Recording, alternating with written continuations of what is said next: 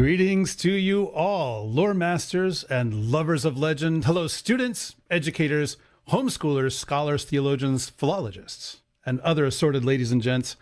I'm Father Andrew Stephen Damick, an Orthodox Christian priest, and I'm with my friend, philologist, and Texan extraordinaire, Richard Rohlin, and this is the inaugural episode of The Great Tales. The Great Tales is a podcast about myths and legends from both inside and outside of the Christian tradition, and we will be coming to you live on the first and third Thursday of every month to talk about the great stories that Orthodox Christians have been reading and passing on for centuries, and sometimes even longer than that. Yeah, we have a lot of amazing stuff planned for the months ahead, and right on the immediate horizon is the Greek Iliad, the Norse Prose Edda, and the Arthurian quest for the Holy Grail. And that's just for starters, everybody. Just some small things. So today on our very first episode of The Great Tales, we want to lay out our model for the whole of this program by discussing the classic work by St. Basil the Great, his Address to Young Men on the Right Use of Greek Literature. Basically, it's how and why to read mythology from one of the greatest of the church fathers, who is revered not only by the Orthodox Church, but by many other Christians as well. Yeah, and what a lot of people might not know is that, spoiler alert, he doesn't say, if you read that pagan literature, you are playing with demons. Now go and read a Jack Chick track and get right with God. Well, a lot of people don't know this, but Jack Trick hadn't actually written any tracks in the 4th century, so that's part of the reason for that. Yeah. So, well, before we get to that, though, since we are here at the very beginning, I thought that we might both lay out briefly what we hope to accomplish with this new show. So, Richard, what are your intentions for The Great Tales? World domination. Oh, same thing we do every night, Pinky. Same thing we do every night. No, okay, so there is a movement kind of going on right now that it affects my life in important ways, because for people who aren't aware, maybe I've got 5 children, 1 on the way. We homeschool these children. We do kind of Charlotte Mason classical education with them. And I was at a classical education conference at that was being held at a Roman Catholic university here in the Dallas area, the University of Dallas. The conference was put on by the Circe Institute, which is run by Orthodox folks. And I was sitting down, I sat down during one of the sessions. I was just sitting out in the lobby, and I was talking with one of the people who was on the staff of the University of Dallas there. Very nice folks, University of Dallas. And we were sitting down and talking. He's like, man, there sure seem to be a lot of Orthodox people who are interested in classical education. And then he said, how do we reach out to those people? You know, of course, he's thinking, I want these students to come to my university. By the way, I'm getting no money from the University of Dallas. But if you send your kids to the University of Dallas, they can come to church with me at St. Seraphim Cathedral in Dallas. So but he, and so this kind of started a conversation. And even though, you know, this individual, quite well educated and things like that, had no idea about the Greek fathers, had no idea about the Eastern tradition of reading classical literature, especially Homer. We have to remember that the East, like our church, is the church that never stopped being able to read Greek, right? And so there's actually a continuity of civilization from ancient Greece, you know, through the Orthodox East that gets ruptured in some ways, obviously, in Western Europe.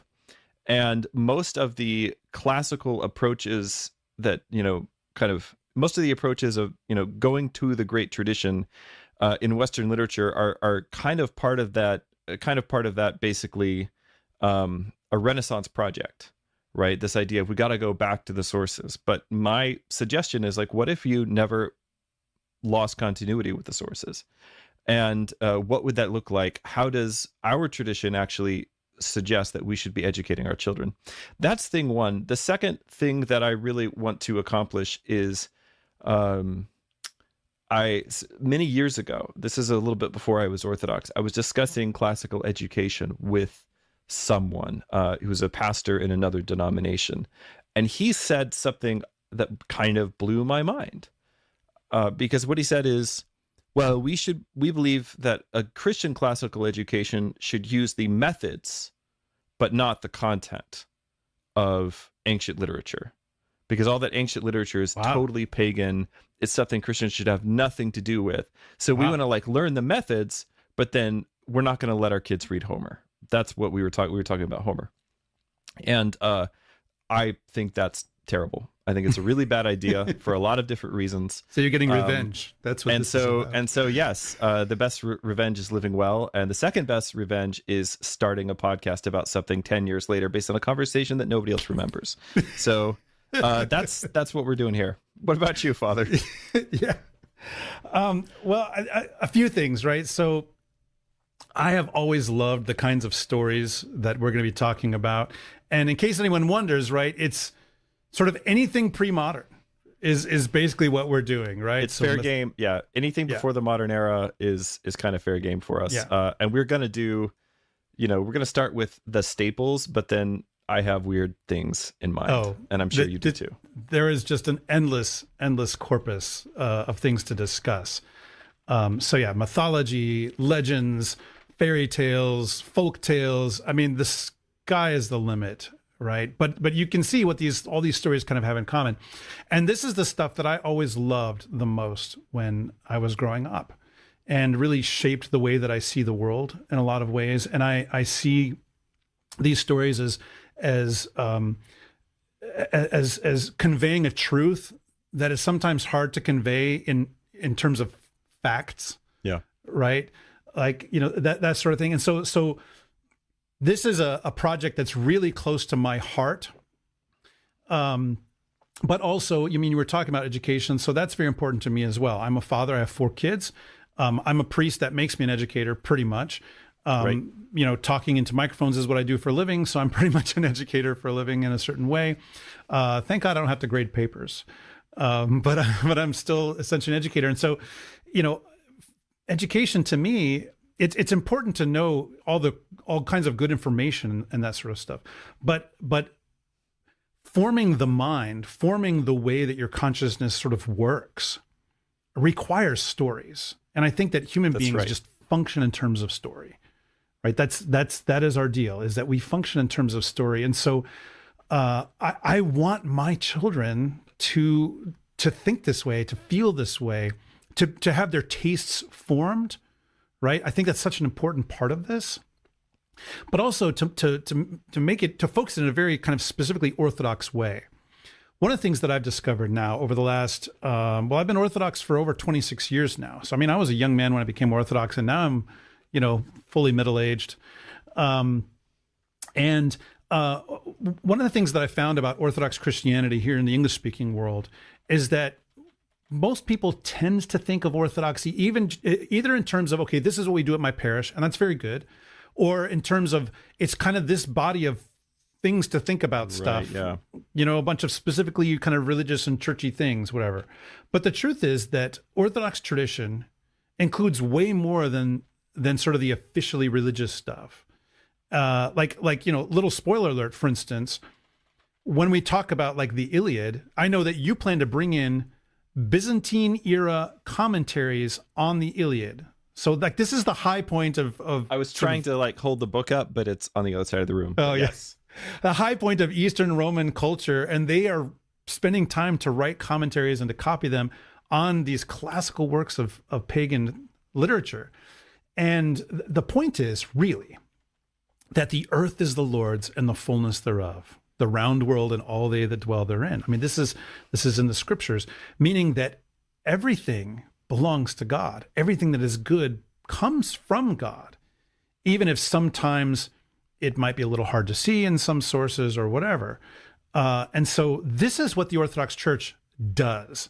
And I think that in the English-speaking world, where Orthodox Christianity is still, in terms of the community, is still very much kind of in an adolescent stage, I think it's time we start reading some really good books together, so to speak. I think this is one of the things that we mentioned on some other podcast recently, but that's another major motivation for me is the fact that it is, time to kind of mature what we're doing as far as Orthodox media goes. It's not just enough to do, these things are not unimportant, but it's not just enough to do apologetics and Oh, that's it. That's all anybody does. That's right.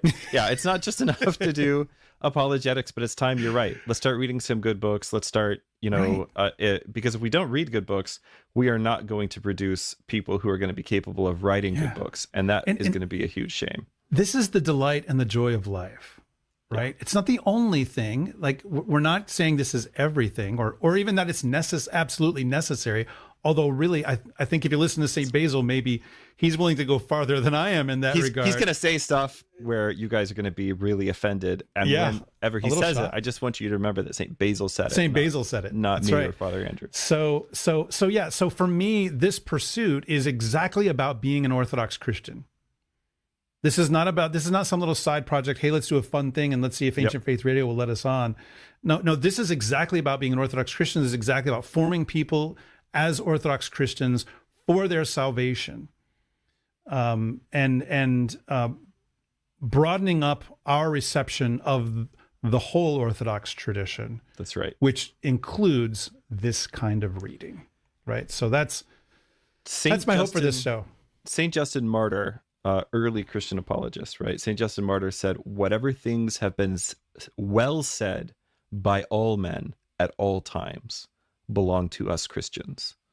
And that's, to me, that's the underlying philosophy of this podcast. Obviously, we're going to get into more detail in similar sentiments in a moment from St. Basil. But for me, that's the underlying sentiment, is that if it's a good story, it belongs to us. This is what Christianity does. People can like it or hate it. The world belongs to Christ. It does. That's right. That's right. So there's nothing. There's no zone out there. Right.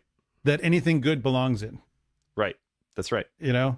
It's in here. It's in the church. It belongs to Christ. So, All right. Well, having laid out our little manifestos, let's get started. So we're going to begin with St. Basil himself. So who is St. Basil, right? Who is St. Basil, Father? Who is this St. Basil? Some minor little marginal figure? No, right? Okay. So St. Basil the Great. One of the most well-known, the most beloved, the most revered church fathers in history. He's huge. He's a big deal, right?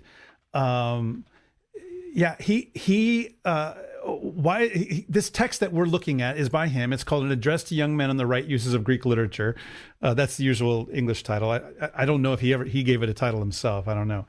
But the reason why he can write this kind of thing, and the reason why this makes sense for him, is so his education was Roman education, right? So he's in the late 4th century, mid to late 4th century. He's received a Roman education. He lives in the Roman Empire. He lives at a time when Christianity is definitely on the rise. Right. But it hasn't quite taken over the empire yet. Like, he dies a few years before Christianity becomes the official religion of the empire. And even when it does become the official religion of the empire, there's still plenty of pagans around. And you'll get later Julian the Apostate, the emperor, who actually outlaws what we're about to do. Yeah. Well, that's kind of what I want to talk about, because I don't know this for sure. There's some debate among scholars about when St. Basil wrote this text, but Julian the Apostate, one of the things that he did, he's the original neo-pagan. He wanted to LARP a form of paganism that had never really existed. And one of the things that he did is he banned Christians, or tried to ban Christians, from using Greek literature, in particular Homer, to educate their children. And he had a very specific purpose in this, which is he wanted to make sure that there were not well-educated Christians, so that Christians could not hold public office. Right. Yep. Right. And so in the ancient world, there's this connection between having the proper sort of education so that you can serve the police, so that you can serve the city, so that you can serve the republic. Right. Yeah. And he wanted to basically make sure that Christians would not have the kind of education which would make that possible. Yeah. So, what was this education? I mean, so what we would call classical mythology, right, which is basically Greek and Roman. Yeah, he would just call it, for them, that's just arts and history and literature. Right. Like, that is the curriculum. Okay. Yep. It's not some other thing. And then, like for him, his science, his civics, his social science, all this kind of stuff was Greek philosophy, right? This is the curriculum of Roman education in his time. And so he received this education. He was a very educated person. Like we would probably regard him as having the equivalent of multiple doctoral degrees or something like that. Yeah. You know, it should be mentioned that Julian went to school with St. Basil. Yeah, that's right. They were at one point schoolmates, if you can imagine. Yeah. Yep. So one of the things that seems to be, I mentioned that story about Julian because one of the things that seems to be happening at this time is that a conversation is being had about how should Christians use this. And I think that this text comes originally from his letters, I think. Again, I'm sure our friend Cyril Jenkins could probably, Dr. Cyril Jenkins could probably correct me on this, but I believe this is from like volume 4 of his letters or something like that. And so there's a conversation that's going on in ancient times as Christianity is kind of coming to the fore about whether or not Christians can or cannot use these things, and whether or not they should or should not use these things. Right. Can and cannot would be kind of the pagan question, and should or should not would be the Christian question. Exactly. And so St. Basil is very much in the should category, and that's what he does with the text. Yeah. It's not, he's not even just saying like, you're allowed to read these things. Right. He's going to say, you must read these things. Right. And St. Basil is one of the things that I love about this text, and this is not the only one of St. Basil's works that is like this, is that very often when St. Basil writes something, the structure of what he's writing will make the point that he's trying to make. Yeah. I sort of a fractal structure, if you want to like break down the structure of a text. So what he does is he makes an argument for how important Hellenistic, like pagan Greek literature is for the life of virtue, and then uses all of the methodology that he's arguing for to actually write the text. Yeah. And so one of the things that he'll argue is something like, how are you going to learn to read scripture in a spiritual way if you can't even read pagan literature in an allegorical way? And then he'll proceed to prove that with an allegory from scripture and then from pagan literature. Right, that kind of a thing. So it's I mean, it's really brilliant. Like most of the texts of the church fathers that have been translated into English, you can simply find this one out there for free online. Sometimes it's called the just the address to young men on Greek literature. I think that the Greek term is something like the name is something like the address to young men on how they might benefit from Greek literature, which is kind of the idea here, right? And so this is being written to young men who are currently undergoing their education. What are they being educated for? They're being educated to either serve the state or to serve the church, but basically for public office of some kind. Yeah, and I think it's like if you read this, and especially if you find a version, for instance, that has footnotes. St. Basil is not putting in footnotes.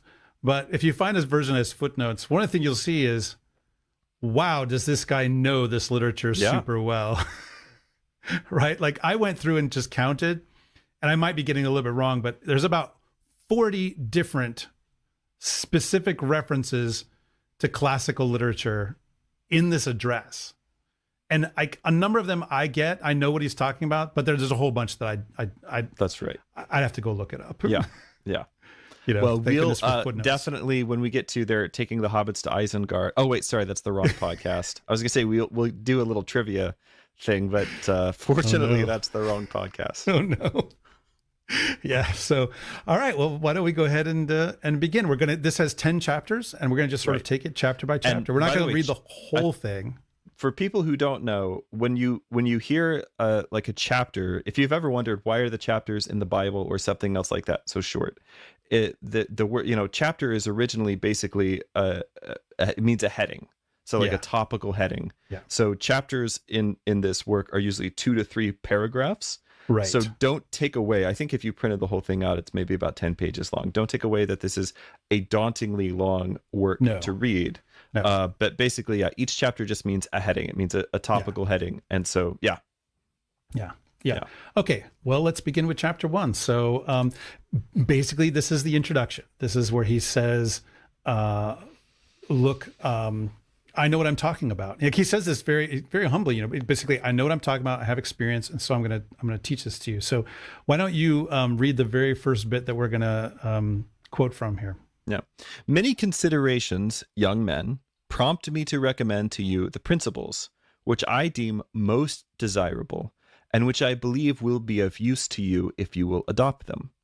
For my time of life, my many-sided training, yea, my adequate experience in those vicissitudes of life which teach their lessons at every turn, have so familiarized me with human affairs that I am able to map out the safest course for those just starting upon their careers.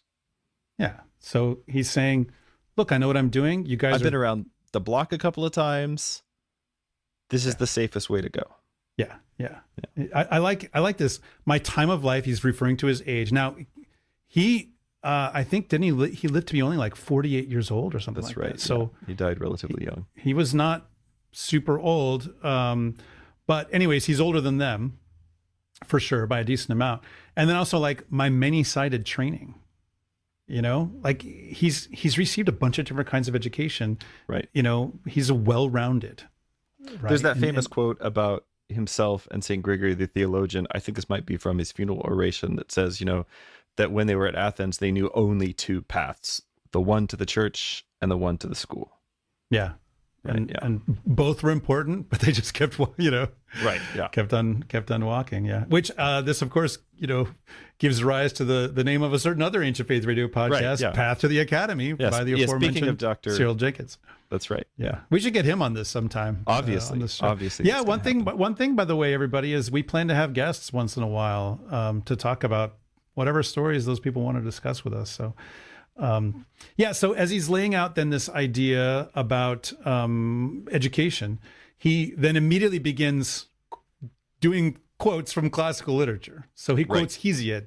And so Hesiod is one of these very foundational writers for Greek literature.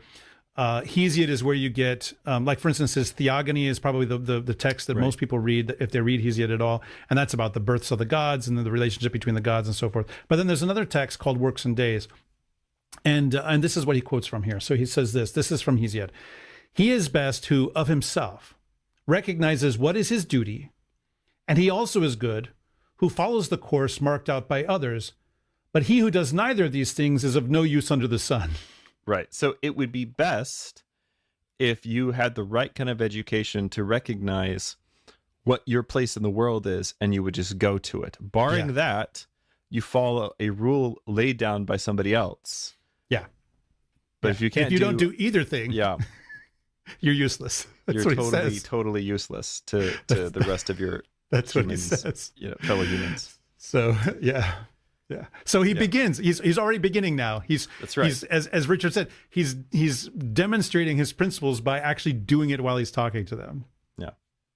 So he goes on to say, "Do not be surprised if to you who go to school every day, and who through their writings associate with the learned men of old, I say that out of my own experience I have evolved something more useful. Now, this is my counsel, that you should not unqualifiedly give over your minds to these men, as a ship is surrendering to the rudder, to follow whither they list, but that while receiving whatever of value they have to offer, you yet recognize what is wise to ignore. Accordingly, from this point on, I shall take up and discuss the pagan writings, and how we are to discriminate among them." Yeah. I like how he says, so when he references these men, right, the learned men of old, he says you should not just simply give over your minds to these men as a ship surrendered to the rudder, to follow wherever they go, right? And this is, I think this is one of the fears that people have about pagan writing, is like, well, if you read that stuff, that's very dangerous. You're playing with forces you don't understand, right? And he's like, I'm not saying that. I'm not saying you should just throw yourself into it, right? And this is one of his big points. I'm going to show you how to read this stuff. how to discriminate as you're reading, how to discern, to be able to choose what's good and what's bad. Don't just don't just dive into it. Right.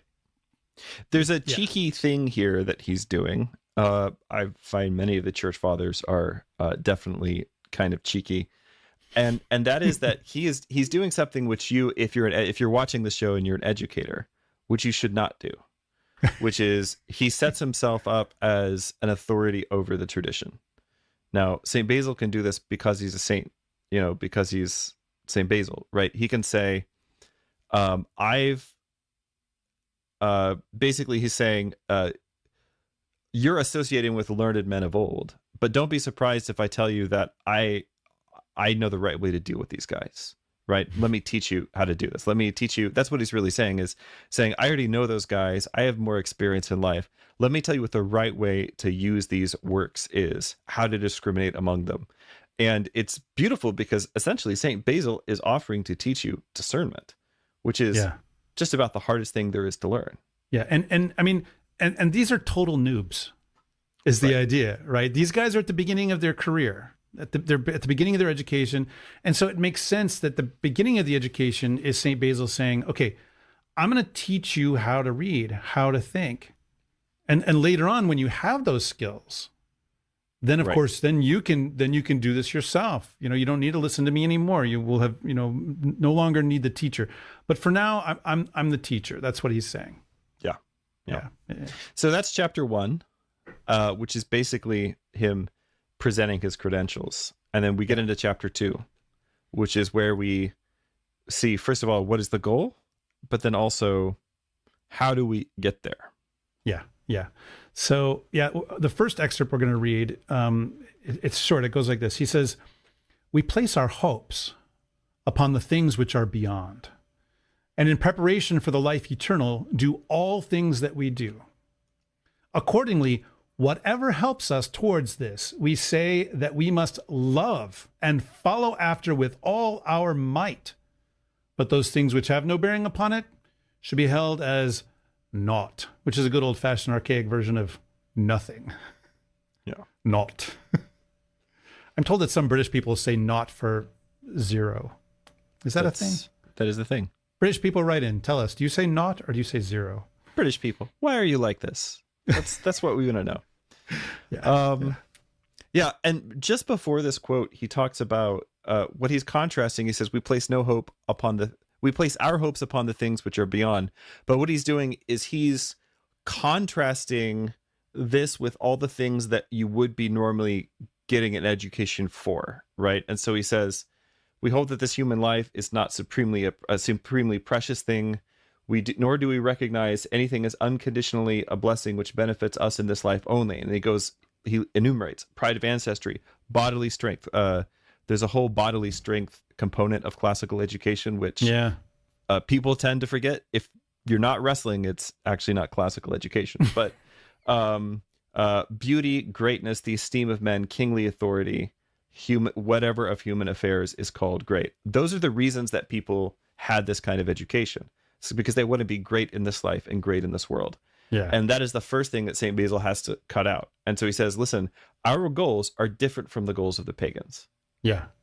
Our hopes are on what is beyond, life eternal. Right. Always keep that in mind. That's the overriding purpose of all of this stuff. It's not just that it's fun or interesting or great plots, whatever. No, this is about salvation. This is about what really, really matters. And he says, if this helps you towards your salvation, love it. Follow after it with all your might. Yeah. I mean, honestly, St. Basil talks about this stuff much more strongly than I probably would. I'm much more circumspect when I discuss these things with people. And that is the thing. When he says whatever helps us towards this, we must love and follow after with all of our might. I think that one of the reasons that it becomes possible to start discarding these things is because we take our salvation, which is this deep mystery, this great gift that we've been given, and we take it so cheaply.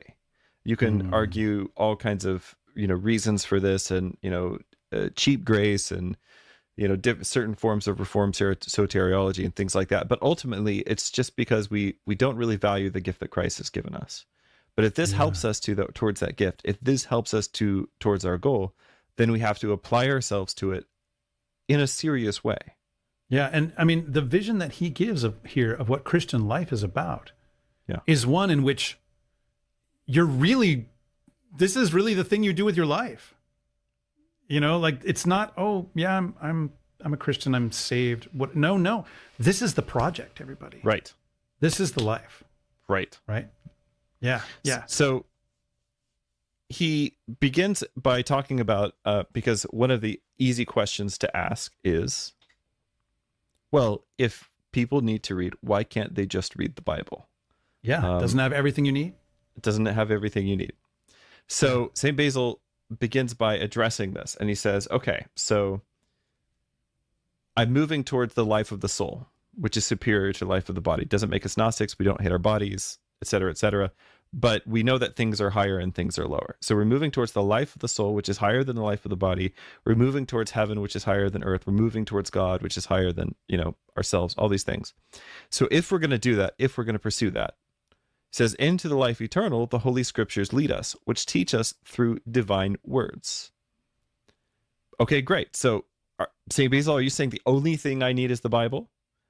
And then he says, but so long as our immaturity forbids our understanding their deep thought, we exercise our spiritual perceptions upon profane writings, which are not altogether different. Okay, so the profane writings are not altogether different from the Scriptures. Yeah, they're not the Scriptures, right? But they're not totally different. And profane here, does not mean I should mention obscenity and cussing, whatever. It means outside the temple. Outside the temple. Literally, the etymology of the word profane, the fane means a temple. So the profane thing is the thing that's before the temple. It's the thing you get to before you enter into the sacred space, right? So it means, we would now probably use the word secular, right? Yeah, it doesn't mean like profanity. Right. But the concept of the secular in that sense certainly does not exist in St. Basil's time. So he's talking about the things that exist outside the Christian temple. Yeah. And he says, so these writings are not altogether different, and in which we perceive the truth, as it were, in shadows and mirrors. So he's saying, key phrase, if we have, for the truly mature Christian, right, which is not me, but for the truly mature Christian, right, who's come into the fullness of their manhood in Christ, right, the Holy Scriptures have everything that you need. But if you take an immature understanding and you start to apply it to the Scriptures, you are going to get in really big trouble. Yeah. Many such cases. And I mean, I think it's worth pointing out here, like someone would say, okay, well, you read this stuff for a while and then, St. Basil clearly is still swimming around in all this stuff. Yeah. Which means that he regards himself as having immaturity that he needs to continue to work on. And obviously he's also reading the Scriptures. Right. But what he's doing here is he's setting up a hierarchy between these things. He's not, it's really not even about like, well, someday you'll move beyond that. I mean, maybe, if someone becomes like a contemplative out in a cave somewhere, then yeah, sure, absolutely. That Although person honestly, is not listening to this podcast, and but very, very certainly not the case. But I mean, I spoke with an aged higher monk one time who said, "Well, one of the things that I recommend to all of my spiritual children is that they read Dickens." Yeah, because so many of them don't Copperfield specifically is like so many of them don't have a heart, and they need to develop a heart before. So this is not about saying, well, look, I'm mature. Obviously this is St. Basil, so he's very, very mature, but he's still reading this stuff. So the idea here is basically you got to get your reps in. So he says we imitate those who perform the exercises of military practice, such as gymnastics and dancing. If there's not gymnastics and dancing, it's not classical education. And then in battle, reap the rewards of their training. By the way, this is the Greek argument, going back to Plato, for why you should teach dance, because it makes you better at fighting and formation, right? You learn to coordinate the movements of your body with people around you, right? We must needs believe that the greatest of all battles lies before us, in preparation for which we must do and suffer all things to gain power. What's the great battle that lies before us? There's that underlining of how important all this is again. Yeah. Because the battle is the fight for your soul. That's right. And also, you can think a little bit about St. Basil's context, a fight for a culture, right? A fight for, establishing a Christian culture in the middle of a pagan world, which should be something that Orthodox Christians in America are concerned about doing. Absolutely. And so he says, consequently, we must be conversant with poets, with historians, with orators, indeed with all men who may further our soul's salvation. Just as dyers prepare the cloth before they apply the dye, be it purple or any other color, so indeed must we also, if we would preserve indelible the idea of virtue, of the true virtue, become first initiated into the pagan lore, and then at length give special heed to the sacred and divine teachings, even as we first accustom ourselves to the sun's reflection in the water, and then become able to turn our eyes upon the very sun itself. That to me is the money quote. I mean, there's a lot of amazing quotes in this text, but to me, this is the money quote. He'll say something like this a little bit later on as well. But if you did not catch it, what St. Basil just said is, before you are allowed to study the scriptures, you must begin by studying the pagan poets. Yeah, again, he's speaking more strongly than I would. I'm not going to tell people, look, you're not allowed to read the Bible. I did not say this. Please don't write my, boss, which is Father Andrew. like, I didn't say this. Please don't at me. This is what St. Basil says. Yeah. Is that if you want to learn to study the scriptures, you have to begin. Like, if you want to fight in battle, you have to begin with wrestling and dancing. Yeah, I think if you were to try to, if you wanted a microcosmic statement of his whole argument in this thing, it's that sentence: we must be conversant with poets, with historians, with orators, indeed with all men who may further our soul's salvation. That's it. That's what this whole thing is about. That's it, folks. That's the whole series. That's the whole show. Good night, everybody. Actually, this is a daytime show. Podcast now. That's right. We're a daytime show. It's not good night, everybody. We're competing with soap operas and stuff. All My Children and whatnot. Days of Our Lives, General Hospital, As the World Turns. But yeah, I mean, and that's what this show is about. This is what the Great Tales is about. Conversing with poets, with historians, with orators, indeed with all men who may further our souls' salvation. Okay, so big question here. We've been throwing around this word that he references. Maybe we should define it, which is virtue. Like, oh no, what does Basil mean by virtue? I was going to ask you that question. Go. I threw to you first. Yeah, I mean, he uses the word like it's over and over in this text. Everywhere he's talking about virtue, virtue, virtue, virtue, virtue. Yeah. Yeah. Well, yeah. I mean, okay, throw a little etymology, right? It comes from a word that refers to being a man in now I can't remember. I don't know what word he's using in Greek, but virtue is from Latin. In English, it's a word from Latin, and it comes from vir, which means man. So virtue is sort of it's manliness, but it's not maleness, right? In that basic sense, it's more like power and ability, that kind of thing, potency. Do you know how the Greek philosopher Heraclitus describes virtue? Oh, I bet you do. As logos made flesh. Wow. Which is, Heraclitus lived in like the 6th century BC. Yeah. But that's how, that's how he describes, T.S. Eliot. T.S. Eliot quotes her. I always pronounce it as Heraclitus, but it's probably Heraklitos is probably what it is in Greek. Probably. But Heraclitus, yeah. I mean, T.S. Eliot. I live in Texas. I'm going to say words however I want on the show. I know. I'm a philologist, so I can do what I want. Yeah.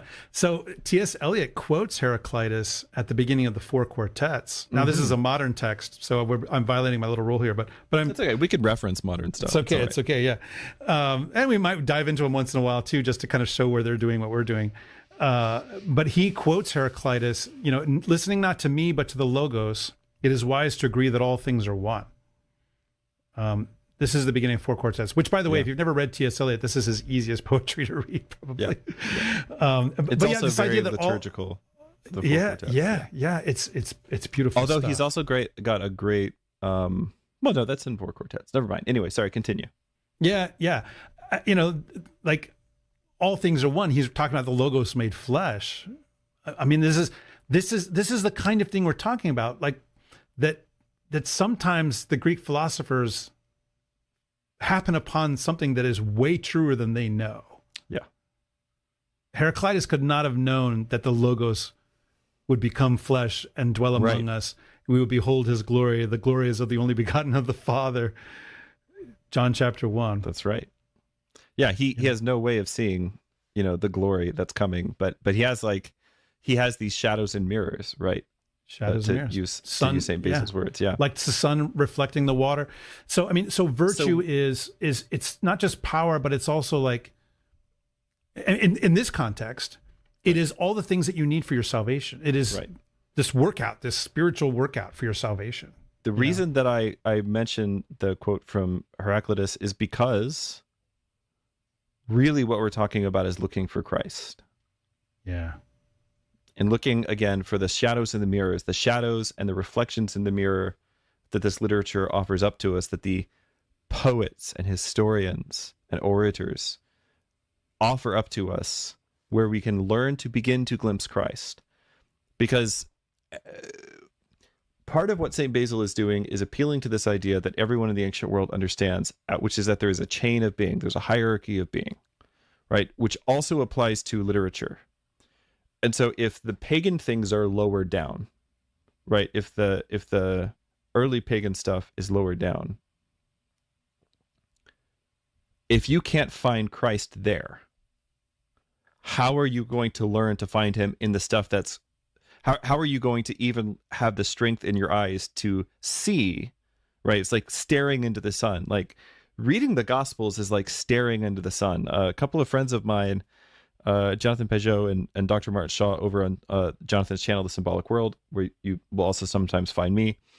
They did a video recently, and one of the things that they talked about is the reading Christ in the Gospels and why when you encounter Christ in the Gospels, he's so strange and mysterious. I'm sure you've experienced this.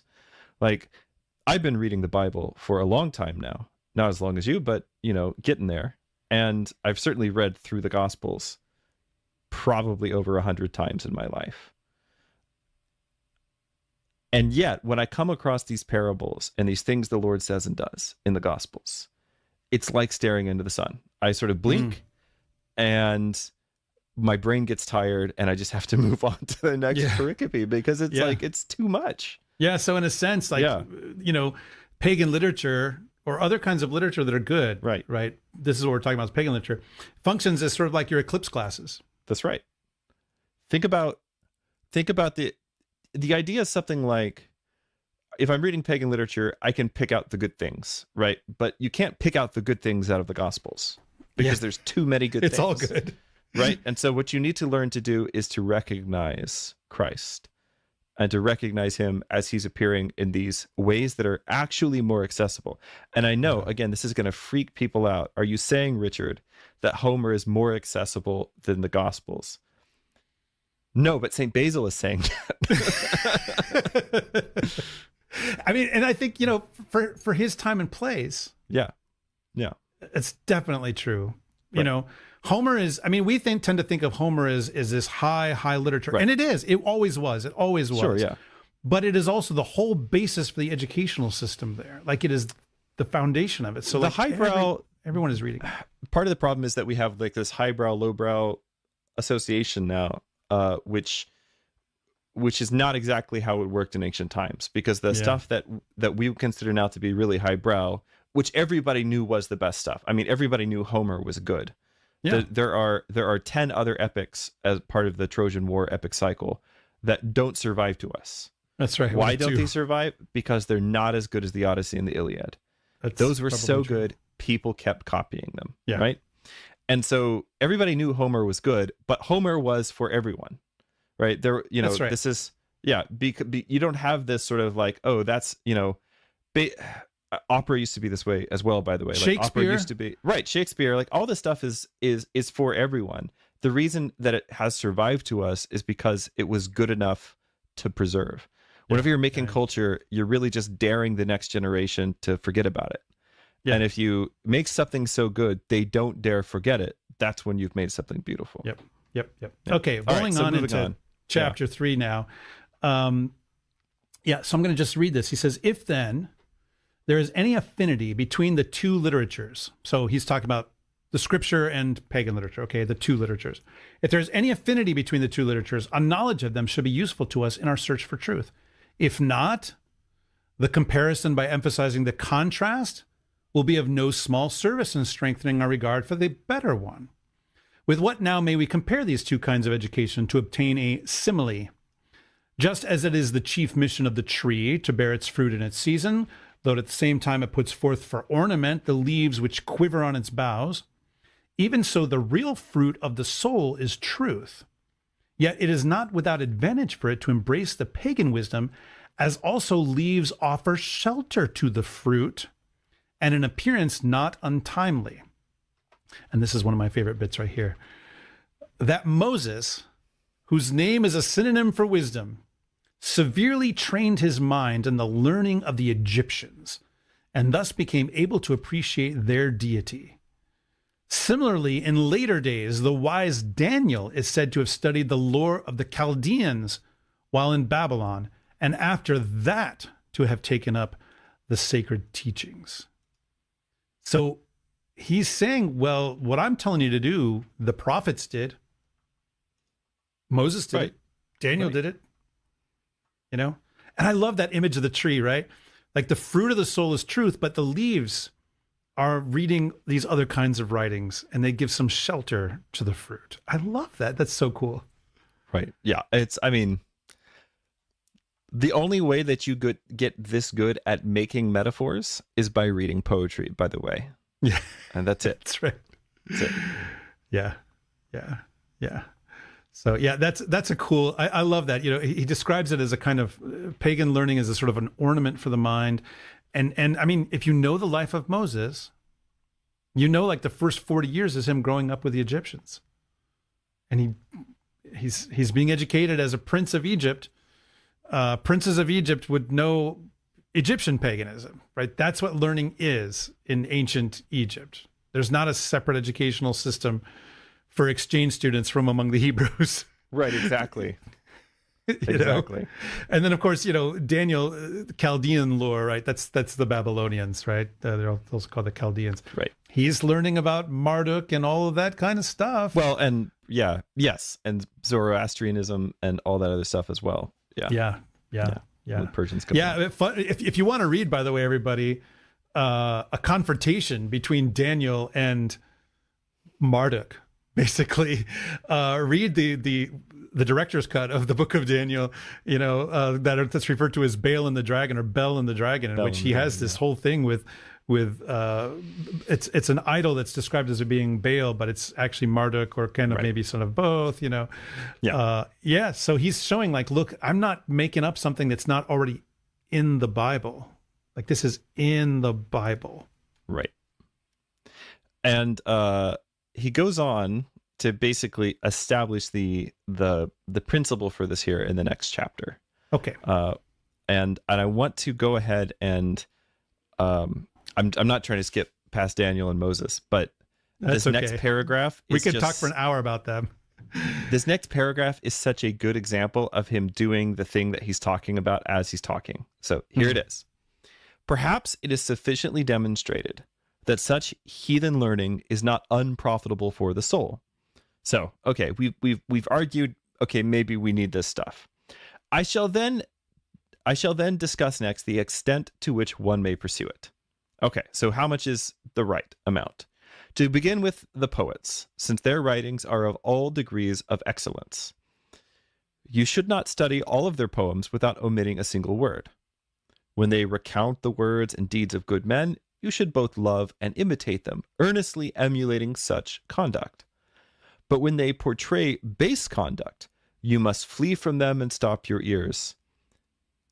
as Odysseus is said to have fled past the Song of the Sirens, for familiarity with evil writings paves the way for evil deeds. Therefore, the soul must be guarded with great care, lest through our love for letters it receive some contamination unawares, as men drink in poison with honey. Yeah.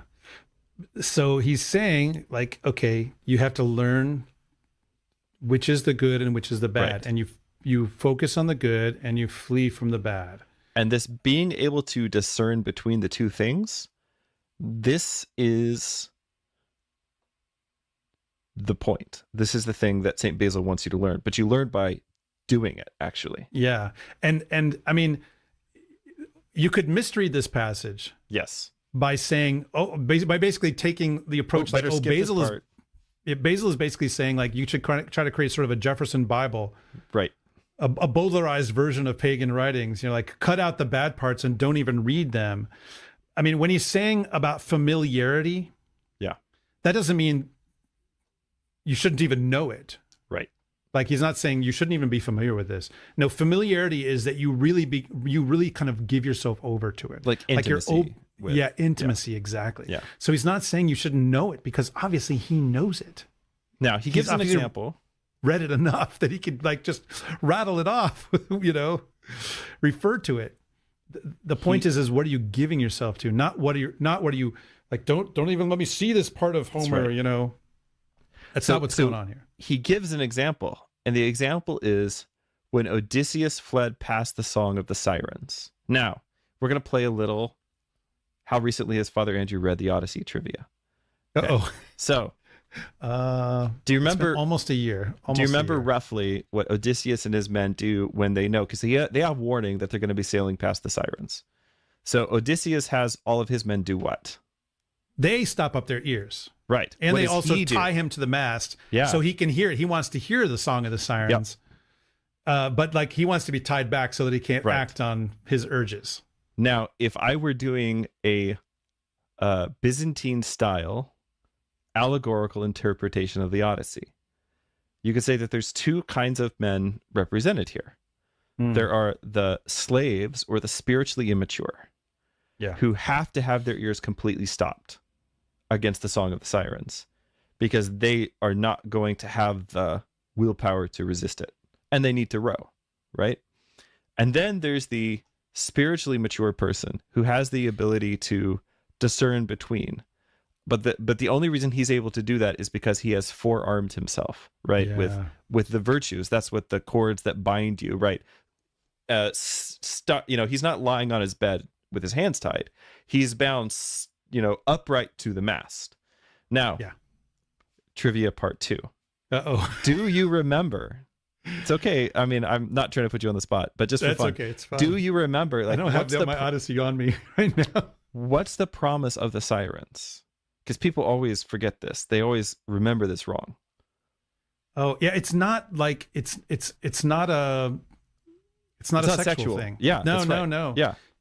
I'm trying to remember. Here's their song. Yeah. Here's their song for people who don't know what the Song of the Sirens is. St. Basil certainly knows, and this is a big part of what he has in mind, I think, in this chapter. He says, so this is the Song of the Sirens.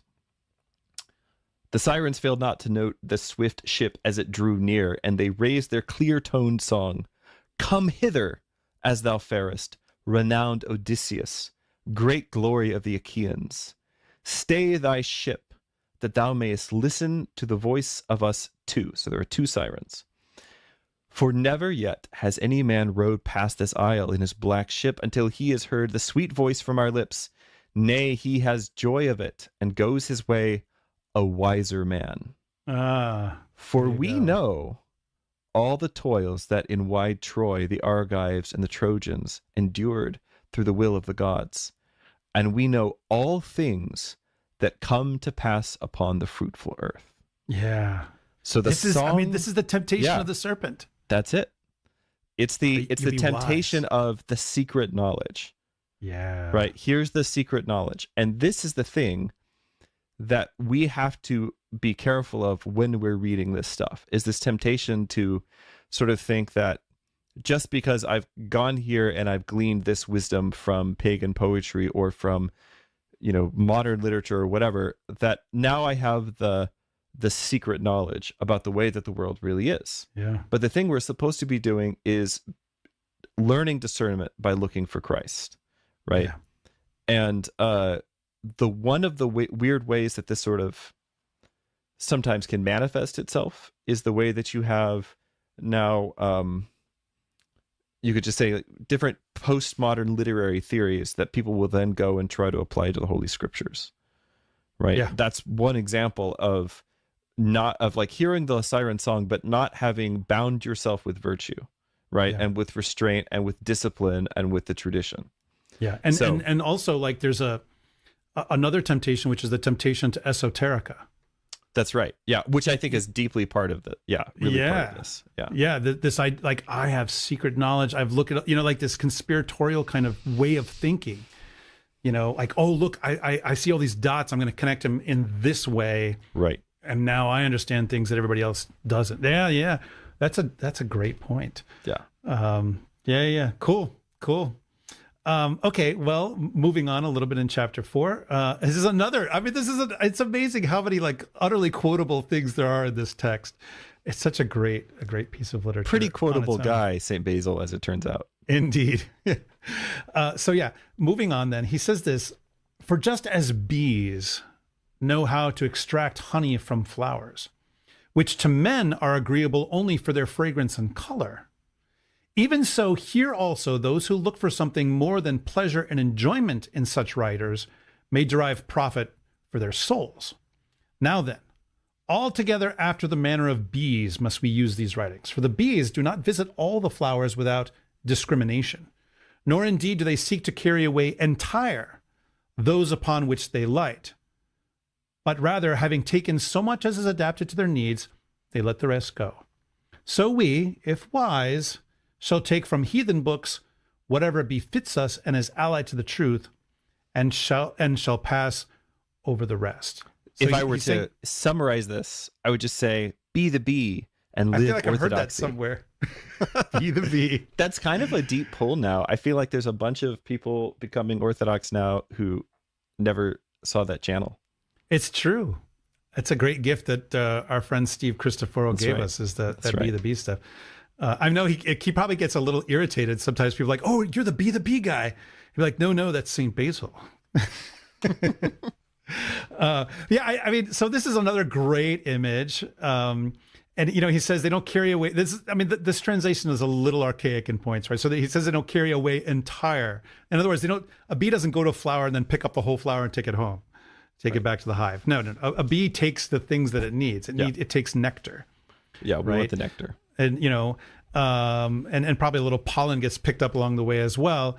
But this is, notice also what he says at the beginning. He says, bees know how to extract the honey from flowers. Now, that's not literally what happens, of course. They're extracting nectar and they make the honey. But anyway, but humans only know the fragrance and the color, which means that not everybody knows how to read the pagan literature well. He says, there's some people who are just reading this for pleasure and enjoyment, which he doesn't knock that.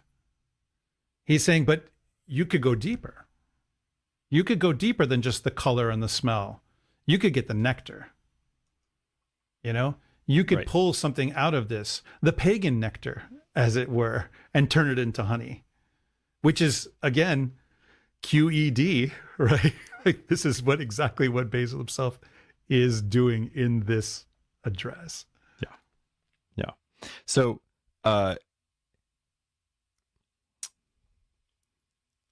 we should have actually we're just doing riffing off of titles of other Orthodox podcasts today, I guess is what we're doing. It's true, because this wasn't in the script. We should have had St. Paul's sermon on the Areopagus pulled up, which I suppose we could still do. It's Acts chapter 17. Acts chapter 17. So in his address at the Areopagus, which I don't know if you ever encountered this, but the way that was preached when people would preach sermons on Acts chapter 17 in the churches that I grew up in is that this is St. Paul's great failure. Like, this is a totally wrong sermon. He shouldn't have said the things that he said, and that's why nobody converts. Except for some guy. What? Yeah, that's really how it was taught. I mean, except for some guy named Saint Dionysius the Areopagite, maybe, but or Eurytheos of Athens. I mean, right. or right. Damaris. I mean, there's multiple people that convert. It's like the first three bishops of Athens, right there, all convert. Right. But anyway, okay. But they would, and one of the reasons they said, oh, it's this huge failure, is because he's making all of these appeals to pagan Greek learning, right? But let's assume that St. Luke includes this sermon in his gospel. One of the which is sort of the, among other things in Acts. I said his gospel, Acts, whatever, gospel number 5, however you want Luke to count Acts. Yeah, Luke Acts. Yeah, yeah. There's you get the big sermon. You basically get these big homilies throughout Acts, which kind of set the tone for what comes next, right? So you get Peter's big sermon on the day of Pentecost, Stephen's big telling off of the Sanhedrin, and so on, right? And so Paul's big sermon in Acts, right, is the sermon at the Areopagus, right? Or this is like one of the major ones. It's not his only one, but it's one of the major ones. And throughout that sermon, he makes frequent uses. It's like 3 or 4 times where he quotes different Greek poets. Oh, totally. Right. And he quotes poetry written about Zeus. Yes. And says this applies to Christ. Right. And right. Which is again pretty insane. That's pretty cheeky. Yeah. Again, in him we live and move and have our being. Right. That's about Zeus. Serial rapist Zeus. Yes. Yeah. Again, the apostles, the fathers, willing to go farther than I am. Right. Yeah. Right. Exactly. So St. Basil says here, and just as in culling roses we avoid the thorns, from such writings as these we will gather everything useful and guard against the noxious. So from the beginning we must examine each of their teachings to harmonize it with our ultimate purpose, according to the Doric proverb. So now he does exactly the same thing St. Paul does. And he quotes a proverb, he quotes a line of wisdom poetry from the Greek tradition, testing each stone by the measuring line or by the plumb line, right? So we have a plumb line, and we are going to use that to measure things. Now, the thing that St. Basil is not talking about right now is, but is kind of implied in all of this, is that this is also how you have to read the scriptures. There are some things, and again, I feel like I'm going to scandalize somebody by saying this, but this is the Church Fathers. This is not me. There are some things in the scriptures which deal with, frankly, really graphic or disturbing subject matter, right? It's just, that's what it is. That's what's in the Bible. And what we have decided to do as the church is not to delete these portions from the Holy Scriptures, but rather to read them in a certain way and to read them at certain times.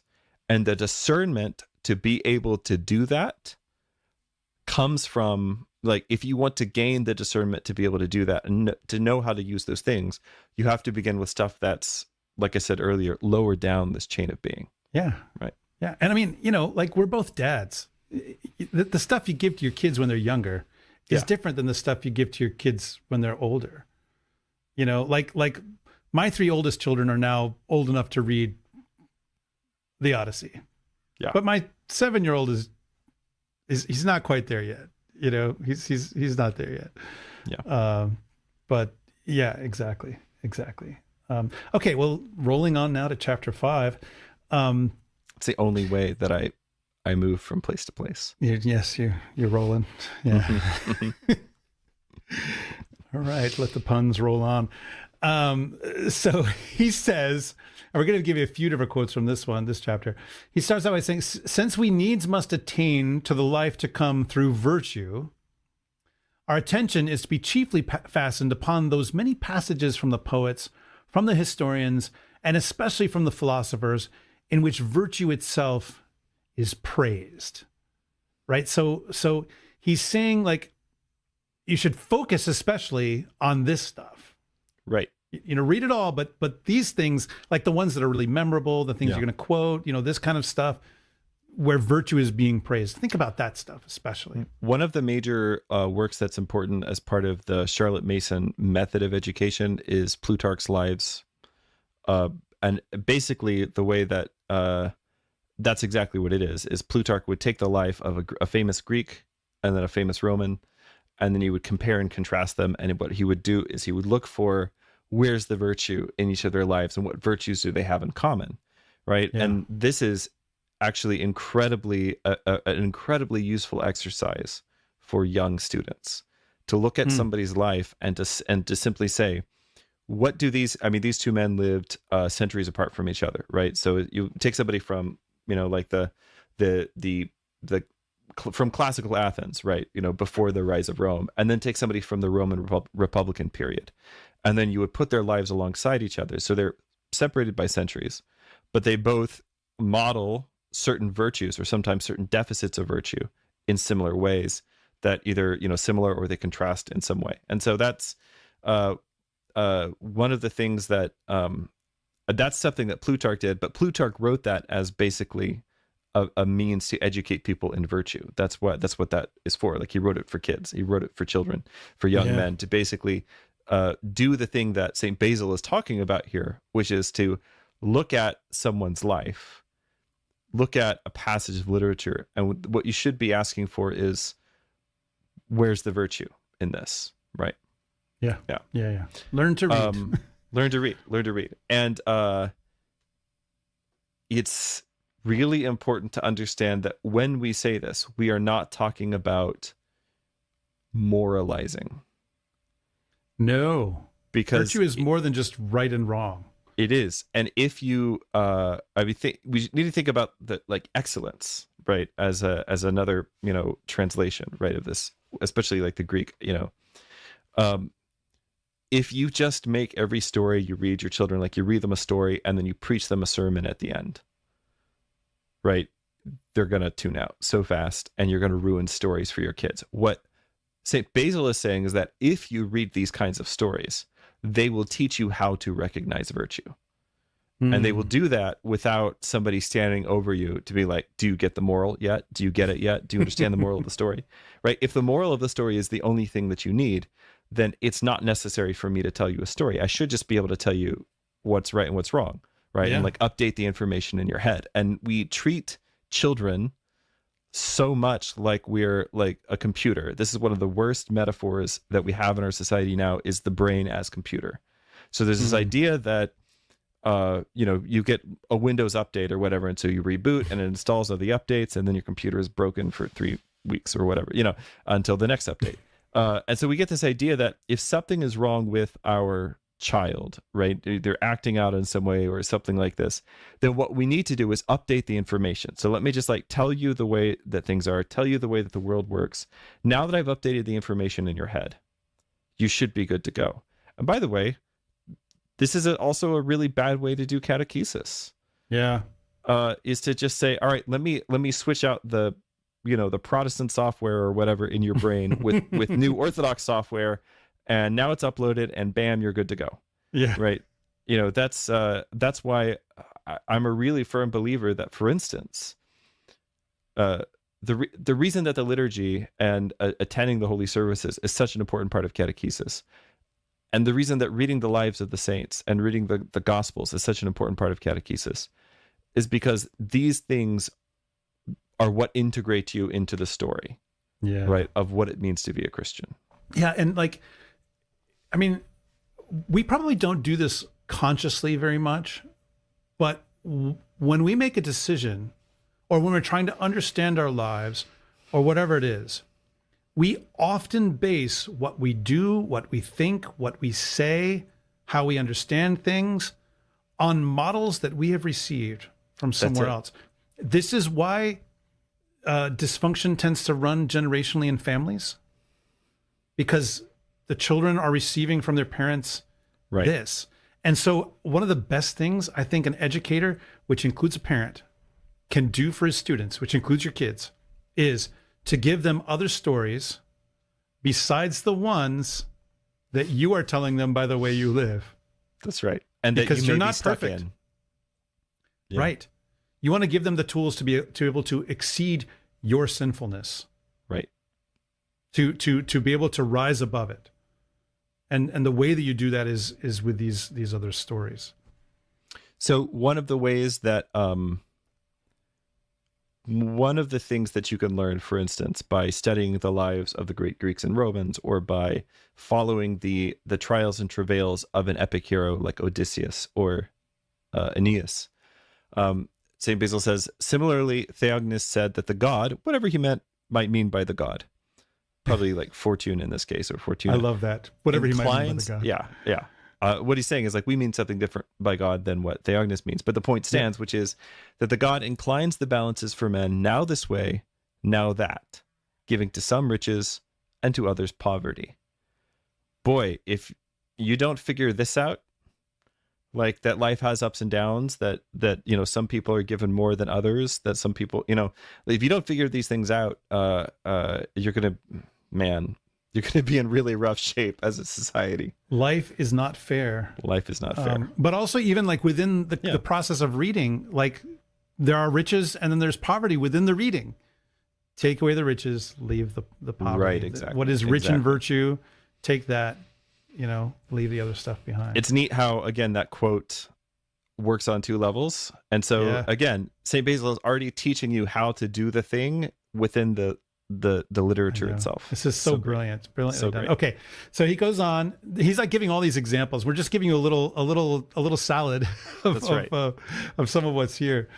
He says also Prodicus, the sophist of Chios, whose opinion we must respect, for he is a man not to be slighted. It's interesting. Somewhere in his writings expressed similar ideas about virtue and vice. I do not remember the exact words, but as far as I recollect, the sentiment in plain prose, it ran somewhat as follows. I love this. He's basically saying, I remember reading this. I don't remember exactly what he said, but this is what I remember. By the way, this makes me feel a lot better for not having just things like off the top of my head sometimes. Exactly.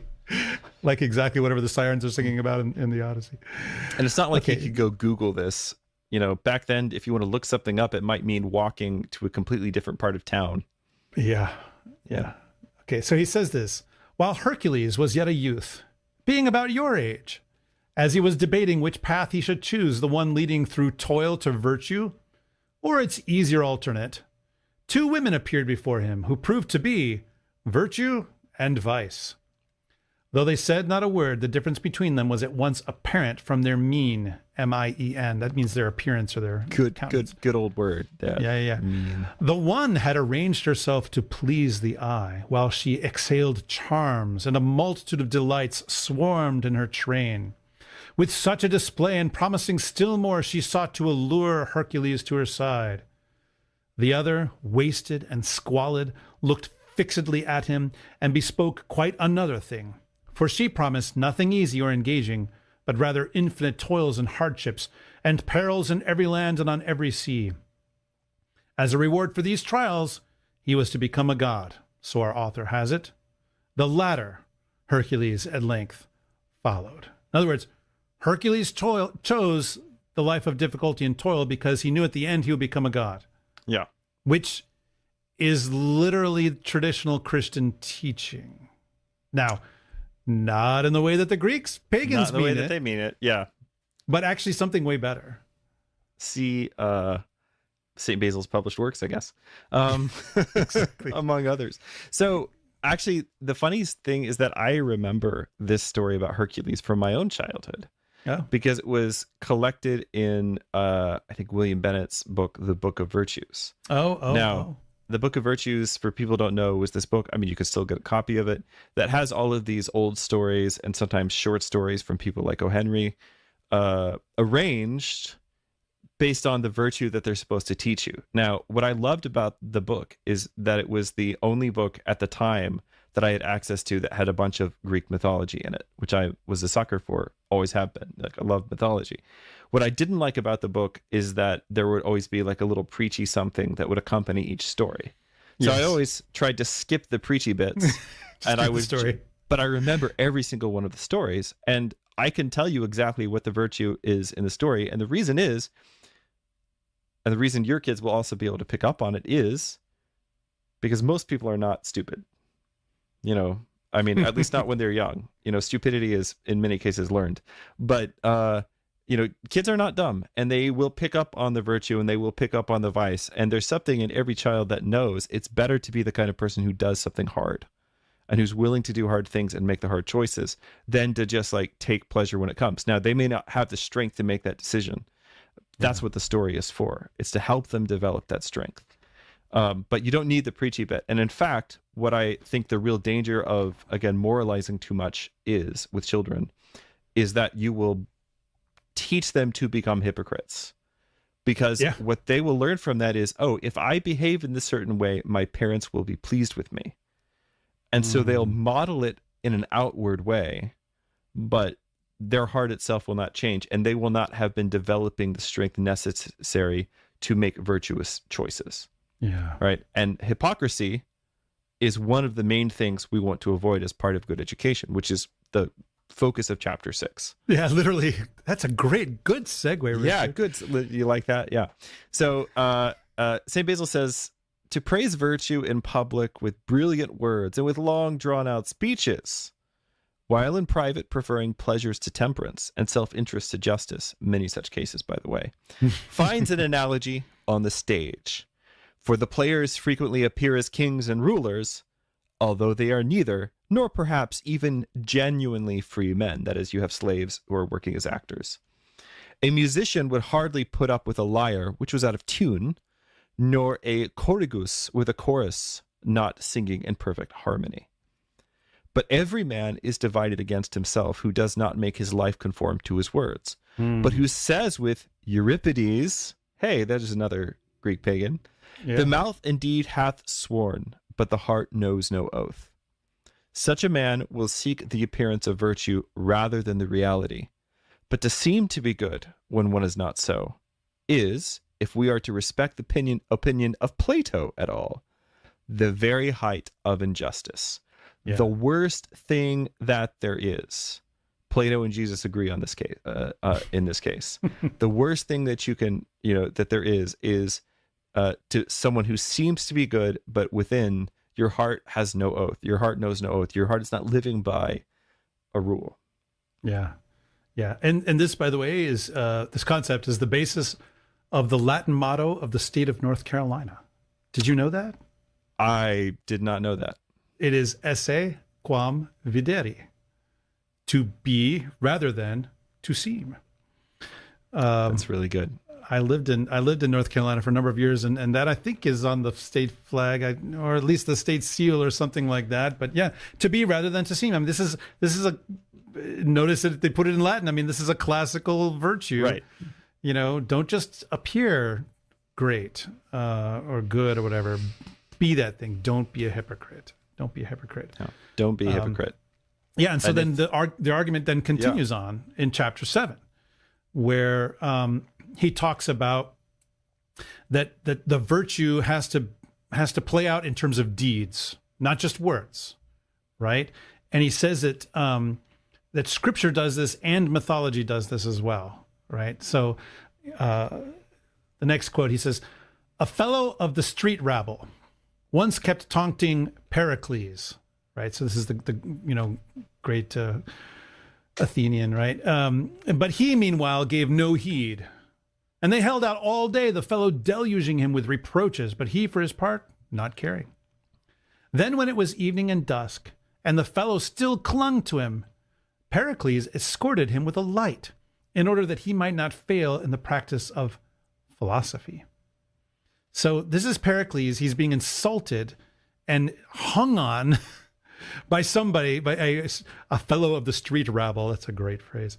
All day long until it gets dark. And then when it gets dark, Pericles is like, here's a light. Can I help you home? Right. And it says he did this so that he would not fail in the practice of philosophy.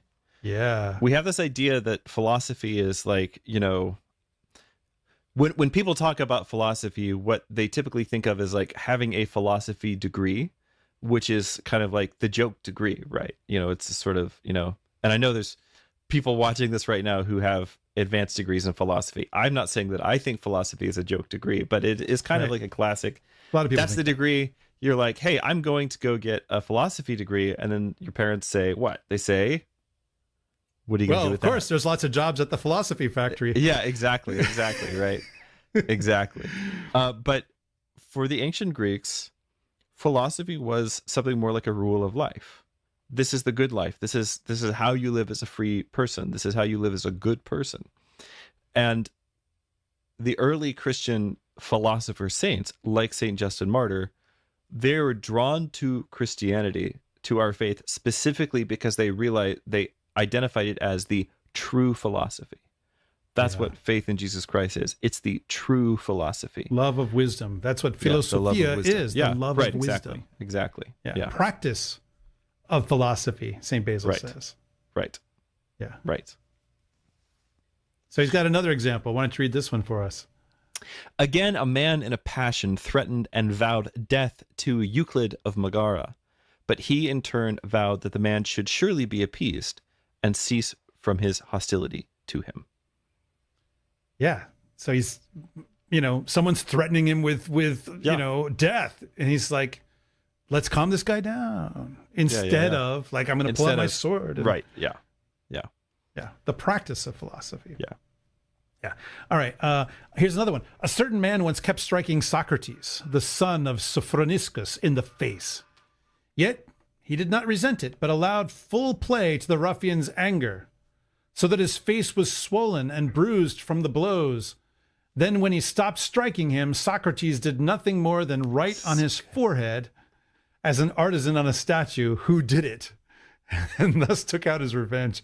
That's kind of so funny. Great. It's just sort of, and it says, like, as an artisan on a statue is like, here, sign your work. It's, mwah.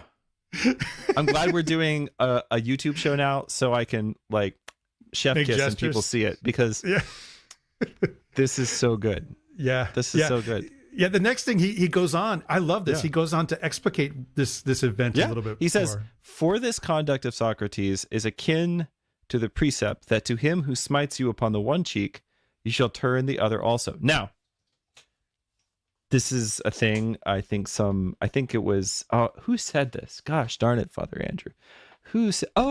Yes, God said this. And this is one of the teachings in the Gospels, which as soon as someone quotes it, they immediately say, now, just to be clear, God is not saying you should be a doormat or let people walk all over you or thing. It's one of those things Jesus says. And Jesus says a lot of these things where, things like sell everything you have and give to the poor. And they're like, okay, but we're not saying you have to, like, cash out the 401. Like, Jesus says things that are so alarming that reasonable people immediately feel like they have to, like, hedge it and qualify it a little bit. And this is one of those things. Love your enemies, but, don't love your enemies. Right. Yeah. We're not saying, like, you have to, like them or anything, but in this story of Socrates, so what St. Basil is doing is showing you, here's how you take a story from Greek literature, and then you use this to understand this hard saying of Christ. Right. In what way? Like who is obviously the hero of this story? Well, it's Socrates. Yeah. Right. And there's even a little bit of, like, irony at the end there, sort of like, hey, sign your work like an artisan finishes a statue. Right. It's so funny. And that's his total revenge, is that everybody gets to know who did this. Right. Yeah. And he says this, right? Yeah. Thus much may you be avenged. Right. And why don't you continue on and read the rest of this? Yeah. So the conduct of Pericles and of Euclid also conforms to the precept, submit to those who persecute you and endure their wrath with meekness. And to the other, pray for your enemies and curse them not. One who has been instructed in the pagan examples will no longer hold the Christian precepts impracticable. Yeah. He's basically saying, like, look, I know when you read this stuff in the Gospels, maybe you thought, nobody could do that. He's like, actually, the pagans have been doing this, by the way. And what is, so I am sometimes active on the internet, Father Andrew, and it's not good for you, man. I know. You got to be the D.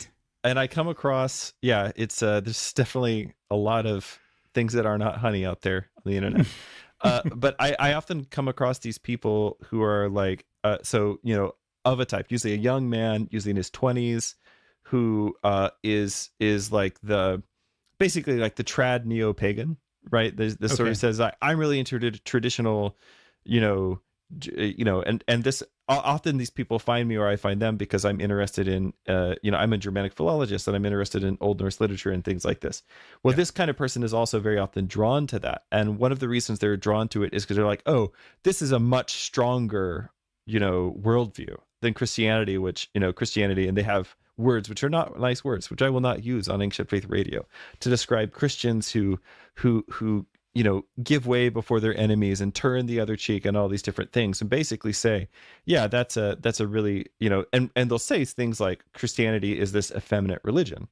Well, one of the problems with this sort of person is that their heart has not been nurtured on even the good stories of the pagans, because if it had, they would know that there's plenty of great examples from paganism, including Norse paganism, of how to keep the precepts of Christ, right, as a practitioner, a true practitioner of philosophy, as a true man, right, as a true warrior. I mean, Pericles, Pericles is not a shrinking violet, if anybody knows the story of the life of Pericles, right? Right.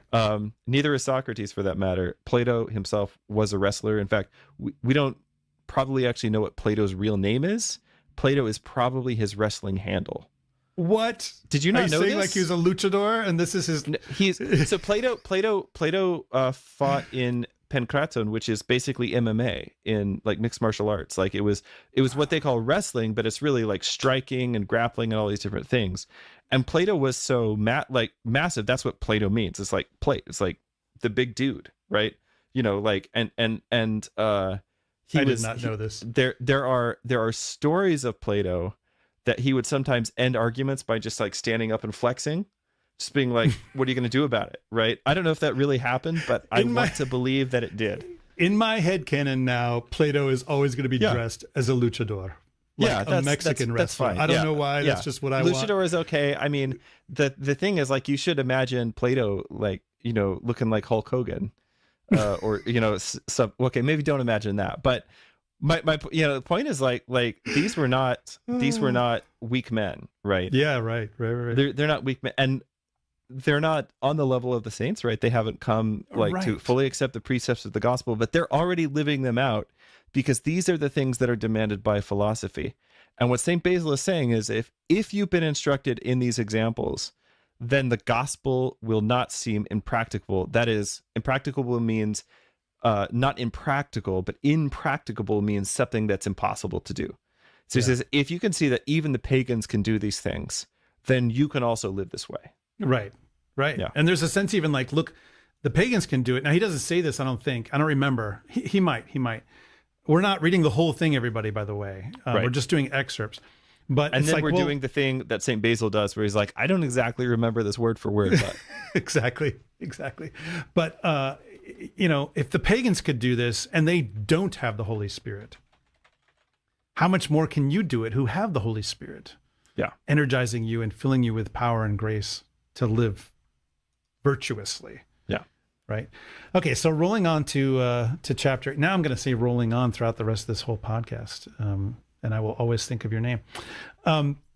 So he in this chapter, it's really about, you got your eye on the prize, the heavenly crown, and so you got to figure out what's going to help you along the way and what's going to hurt you along the way, right? Yeah. So this is, again, this discrimination theme that's everywhere in this whole. By the way, the internet says the Plato standing up and flexing thing is there's no evidence for it. So, but whatever. I'm going to accept it anyway. Plato does talk a ton about the benefits of martial arts, though.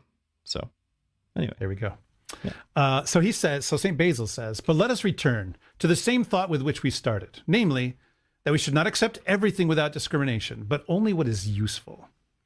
For it would be shameful should we reject injurious foods, yet should take no thought about the studies which nourish our souls, but as a torrent should sweep along all that came near our path and appropriate it. This is interesting to me because he's saying, don't just reject the bad. I mean, a lot of people, that's their whole deal, is like that Christianity is about rejecting bad things. Right. He's like, don't just reject the bad. Nourish yourself with the good. If you make your life only about rejecting bad things, you will not get invited to parties. It's that simple. Or or there might be a kind of party where that's what everyone's doing, and that would be a horrifying. Yeah, you will just not be a lovely person. Yeah. Yeah. He goes on. I just want to summarize another one of his points without reading the whole thing, but he also talks about craftsmen, that they all have a purpose to their craft, right? So like, there's no point in learning to do these things if you don't have a thing that you're trying to make at the end. Like, there's a point to this skill. And he says, well, our skill is about eternal life. This is the crazy thing about Christianity. It cannot be emphasized enough how insane this is that you are being invited to participate in the creation of your own soul. And by the way, that's not me saying that. That is Saint Sophrony of Essex. He says that's what happens in prayer, is that when you pray, and he's talking about the Jesus prayer, and he's talking about deep prayer, but he says when you pray, you are assisting God. You're participating with God in the creation of your own soul. Yeah. So he goes on to give like a bunch of examples about athletes who are training appropriately before their contests. Why don't you read another athletic example? There you go. All right. Everybody should know that Richard spends his mornings at 5 a.m. Central Time, grappling. Having, what is it you said? Having men throw the earth at you? Is that how it goes? People hit you with a planet. That's what jujitsu is. It's when people like hitting somebody with a planet. Yeah. See, and also they say that flying is the trick of throwing yourself at the earth and missing. Yeah, that's true. Yeah. All right. So these men endure hardships beyond number. They use every means to increase their strength. They sweat ceaselessly at their training. They accept many blows from the master. They adopt the mode of life which he prescribes, though it is most unpleasant. And in a word, they so rule all their conduct that their whole life before the contest is preparatory to it. Yeah. So, he says that they do all of this stuff to prepare themselves. And then when they get on the field, boom, they are totally there. They are all in. They are in the zone, And the point of this is that the real contest is for eternal life. Yeah. I mean, this is St. Paul language. Yeah. I mean, St. Paul and St. Basil,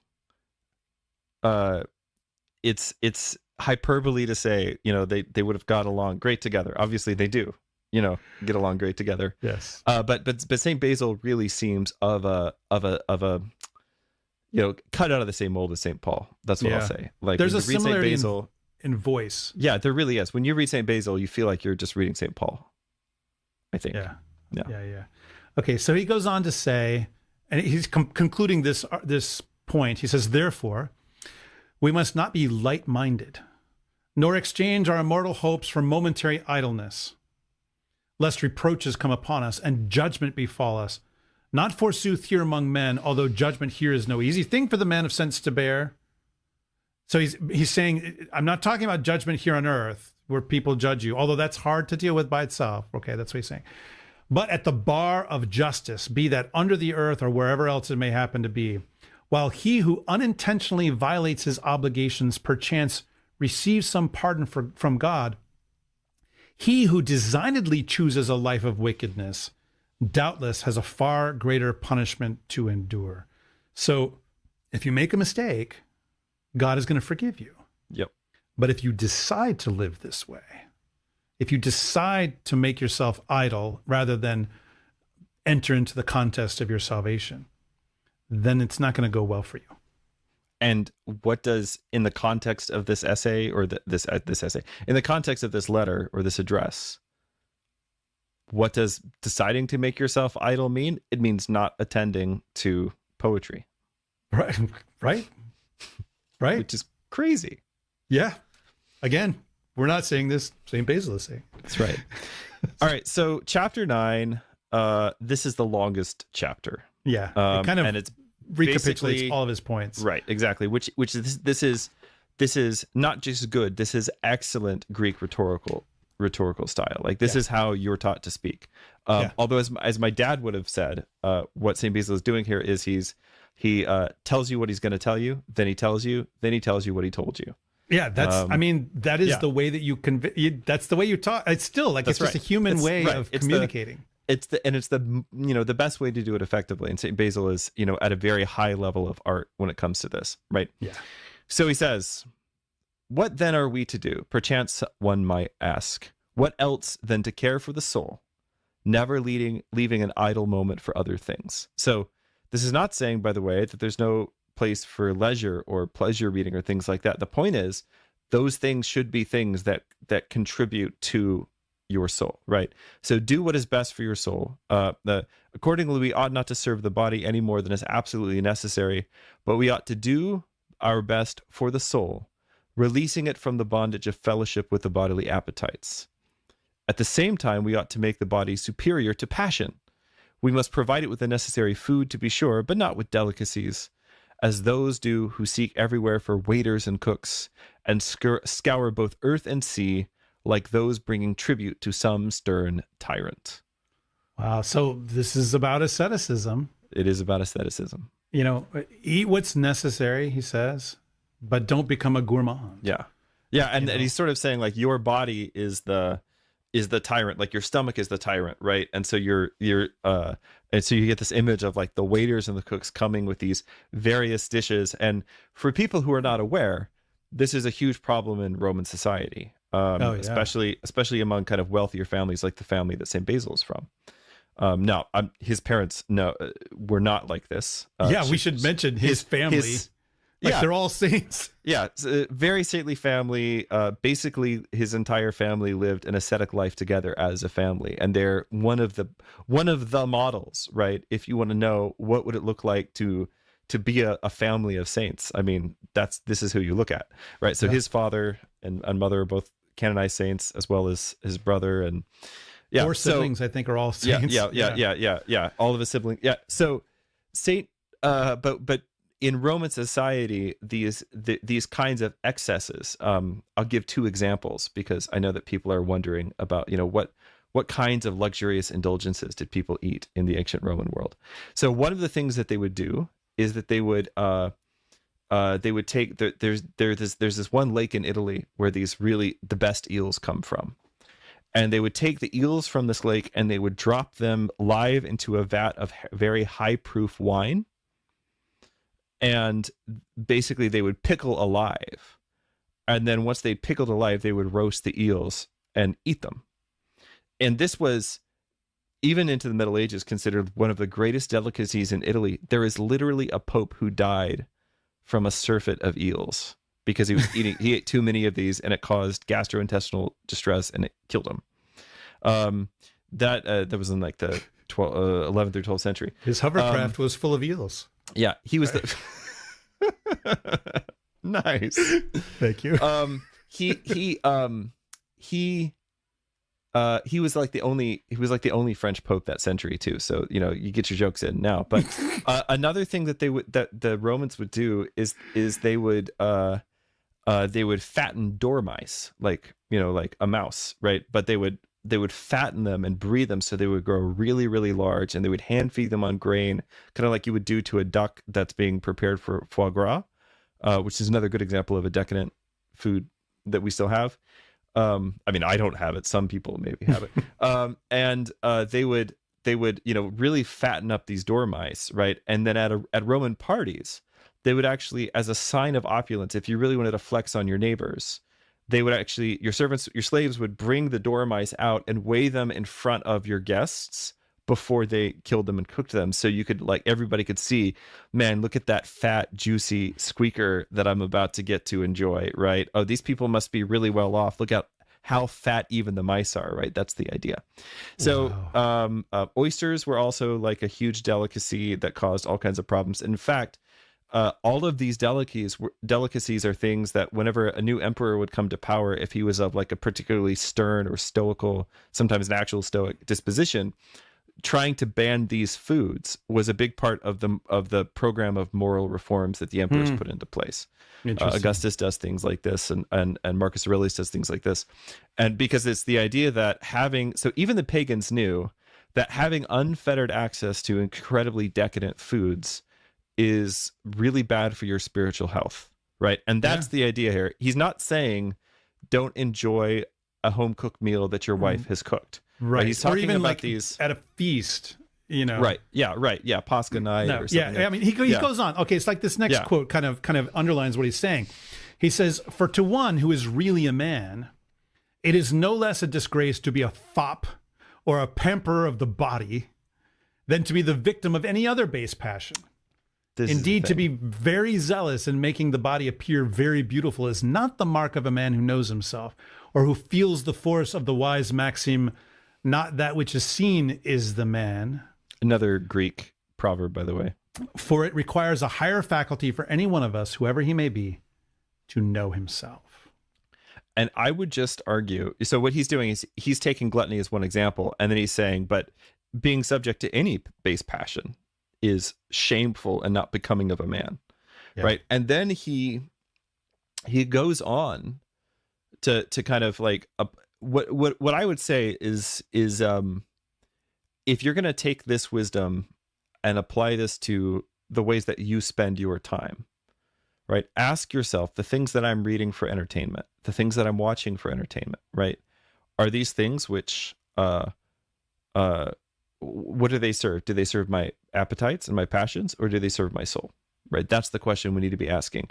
I think it's really helpful to actually think of the entertainment that you consume, right, in terms of diet, right? Which is the analogy, the exact analogy that St. Basil is drawing here. Yeah. So he says, to speak generally, and so far as your needs demand, purity of soul embraces these things. So to scorn sensual pleasures, to refuse to feast the eyes on the senseless antics of buffoons. Can we just read that again? Yes, I'm sorry. To refuse to feast the eyes on the senseless antics of buffoons. Now, I love that so much. First of all, buffoon is probably my favorite word. I really wish we could bring it back into popular usage. Secondly, I just learned the etymology of this word.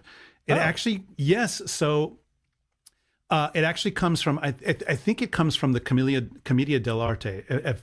I may be recalling this correctly, but yeah. So our English word huff, the sort of right.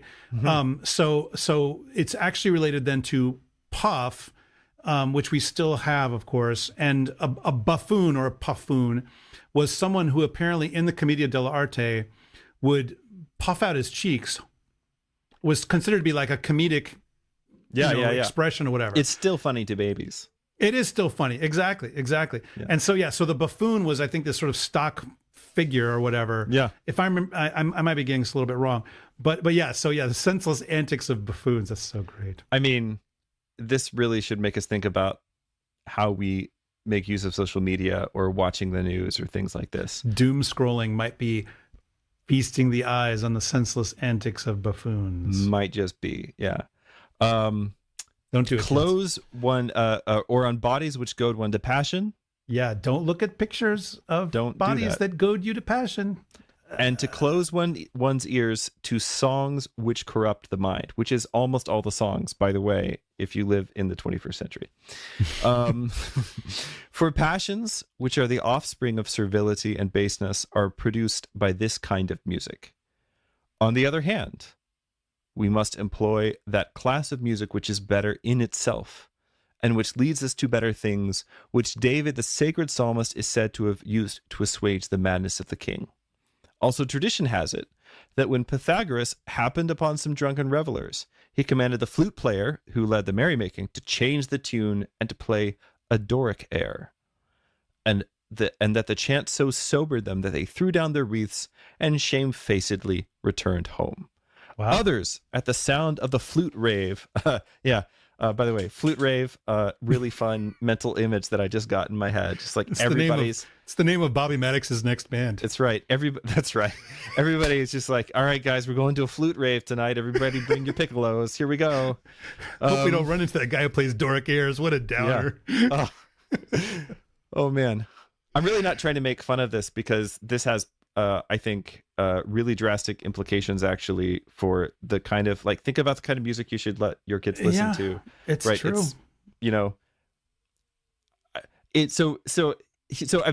So I grew up in like a kind of Christian fundamentalism that was like anything with a rock beat is like a backbeat is inherently sinful and evil and all these different things.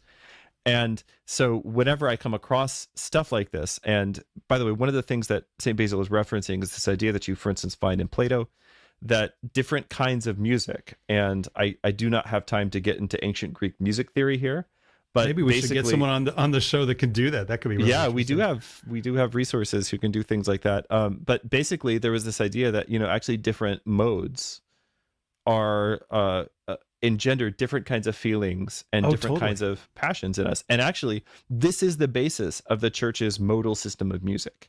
Yeah, like why is it that we think that minor keys are sad, right, or contemplative or whatever? Right, there's something about it. Yeah, right. And so I wish we'd gotten a Doric air so that we could just like play it for people and just like bring the tone of the chat down a little bit. But anyway, that's all right. So others at the sound of the flute rave. Now, I by the way, I deliberately mispronounced this a moment ago. They're raving at the sound of the flute. They're not at a flute rave. Okay? I know. Others at the sound of the flute rave like Corybantes and the Bacchantes. By the way, people get ripped apart at those parties. Yeah, even so, like the worst frat parties of the age. Yeah. Even so great a difference does it make whether one lends his ear to healthy or vicious music. Therefore, you ought to have still less to do with the music of such influence than with other infamous things. So he's actually saying music is so powerful, you need to be more careful about it than you are with other things. That's what St. Basil said. Again, it's not me. Don't at me. I think it's really important to think seriously about the music you're letting your kids listen to and ask, just very simply, does this feed the passions or does this feed the soul? Right. Yep.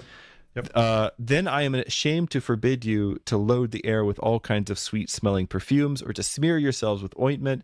Again, what further argument is needed against seeking the gratification of one's appetites than that it compels those who pursue it, like animals, to make of their bellies a god.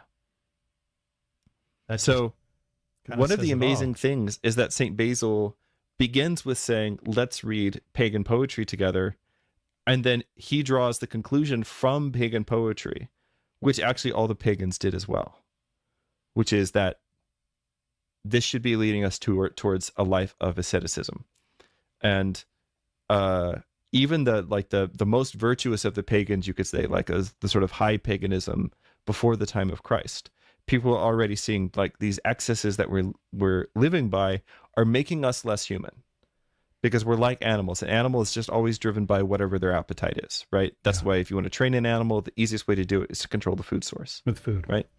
And so he's saying these things, and so even the pagans knew and saw. And why did they know and see that? Because they read Homer, right? Because they read the poets as well. And they saw these things. And so he gives these examples of here's pagans who lived as men. That is, they were ruled by their soul, not their body. They were ruled by their mind and not their belly, right? And then kind of moving on from there. Yeah. All right. So he goes on to say, wherein is there any difference between those who take pains that the body shall be perfect, but ignore the soul, for the use of which it is designed, and those who are scrupulous about their tools, but neglectful of their trade? On the contrary, one ought to discipline the flesh and hold it under, as a fierce animal is controlled, and to quiet by the lash of reason the unrest which it engenders in the soul, and not by giving full rein to pleasure to disregard the mind, as a charioteer is run away with by unmanageable and frenzied horses. So let us bear in mind the remark of Pythagoras. Yeah, you know, the theorem guy? Everybody remembers him? Yeah, he had a demon that taught him math. Look it up, people. True.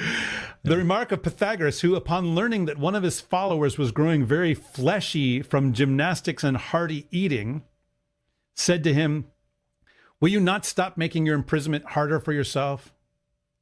Then it is said that since Plato foresaw the dangerous influence of the body, he chose an unhealthy part of Athens for his academy, in order to remove excessive bodily comfort, as one prunes the rank shoots of the vines.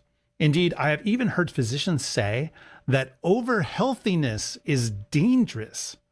Since then, this exaggerated care of the body is harmful to the body itself and a hindrance to the soul. It is sheer madness to be a slave to the body and serve it. Listen. So he's saying, like, if being like an insane workout guy, like a crazy workout guy, right? Over healthiness. Yeah. If that's bad for you, then how much worse is it for you to just completely let your bodily appetites take over? Right. Yeah. That's what he's saying. Both of those are the wrong extreme. Exactly. and it's a stupid thing about us. And I don't think this is a uniquely American trait, but I think that Americans have perfected it, that we can only do things to an extreme. And like, so, Funakoshi Gichin, who is the founder of Shotokan Karate, he said, "Stop being such a nerd." No, what he said was, he said is that the young man who is interested in karate needs to have other hobbies and interests. Like, he needs to enjoy drinking a little with his friends. He needs to be interested in girls. He needs to do other things. He says the man who is only obsessed with karate is basically, I don't want this guy in my school, right? Because he's like going too far. He's going too hard, all these different things, right? So it's that kind of an idea that you need, like if you become just too obsessed with your body in that way, right? So, but what St. Basil is saying here is like the real exercise, right, is the exercise of the soul. And you do need the exercise of the body a little, right? But that this is not where excellence lies, especially not for adults, like people who are mature. Yeah. All right. Wrap us up here with our last quote from chapter 9, the mega chapter. Of truth, there is nothing which the wise man must more guard against than the temptation to live for praise. Boy, we could have just made this the whole podcast. And to study what pleases the crowd. Nowadays, we call that polling. Rather, truth should be made the guide of one's life. Spicy takes here in election week. Sorry. Listen, there's been quite a bit of, hold on, what was the excellent phrase that we had earlier? There's been quite a bit of feasting one's eyes upon the antics of buffoons. Yes, the senseless antics of buffoons. Plenty of that to go around right now. Okay. Of a truth, there's nothing which the wise man must more guard against than the temptation to live for praise and to study what pleases the crowd. Rather, truth should be made the guide of one's life, so that if one must needs speak against all men and be in ill favor and in danger for virtue's sake, he shall not swerve at all from that which he considers right. How else shall we say that he differs from the Egyptian sophist, who at pleasure turned himself into a tree, an animal, fire, water, or anything else? Such a man now praises justice to those who esteem it, and now expresses opposite sentiments when he sees that wrong is in good repute. This is the fauner's trick. Just as the polypus is said to take the color of the ground upon which it lies, so he conforms his opinions to those of his associates. This is a classic description of like Plato's men without chests. Yeah, this is like, don't be a chameleon. Don't just go with whatever makes people happy. Right. Don't love praise. Right. Like, that's so, man, that's an important and difficult thing for modern man, I think, especially here. Obviously, it's a problem in St. Basil's time as well, to love praise. I can see you're looking up that word polypus. I mean, literally it means many feet, right? I know. I think it's... Is that a chameleon reference? It's talking about some kind of an insect, I think. Yeah, okay. But I forget. Okay. I forget now. Yeah. All right. Well, chapter 10. The final chapter, in which he basically makes his final big point. Spicy take is, to be sure, we shall become more intimately acquainted with these people in the sacred writings. But it is incumbent upon us, for the present, to trace, as it were, the silhouette of virtue in the pagan authors. Another amazing phrase. For those who carefully gather the useful from each book are wont, like mighty rivers, to gain accessions on every hand. For the precept of the poet, which bids us add little to little, must be taken as applying not so much to the accumulation of riches as of the various branches of learning.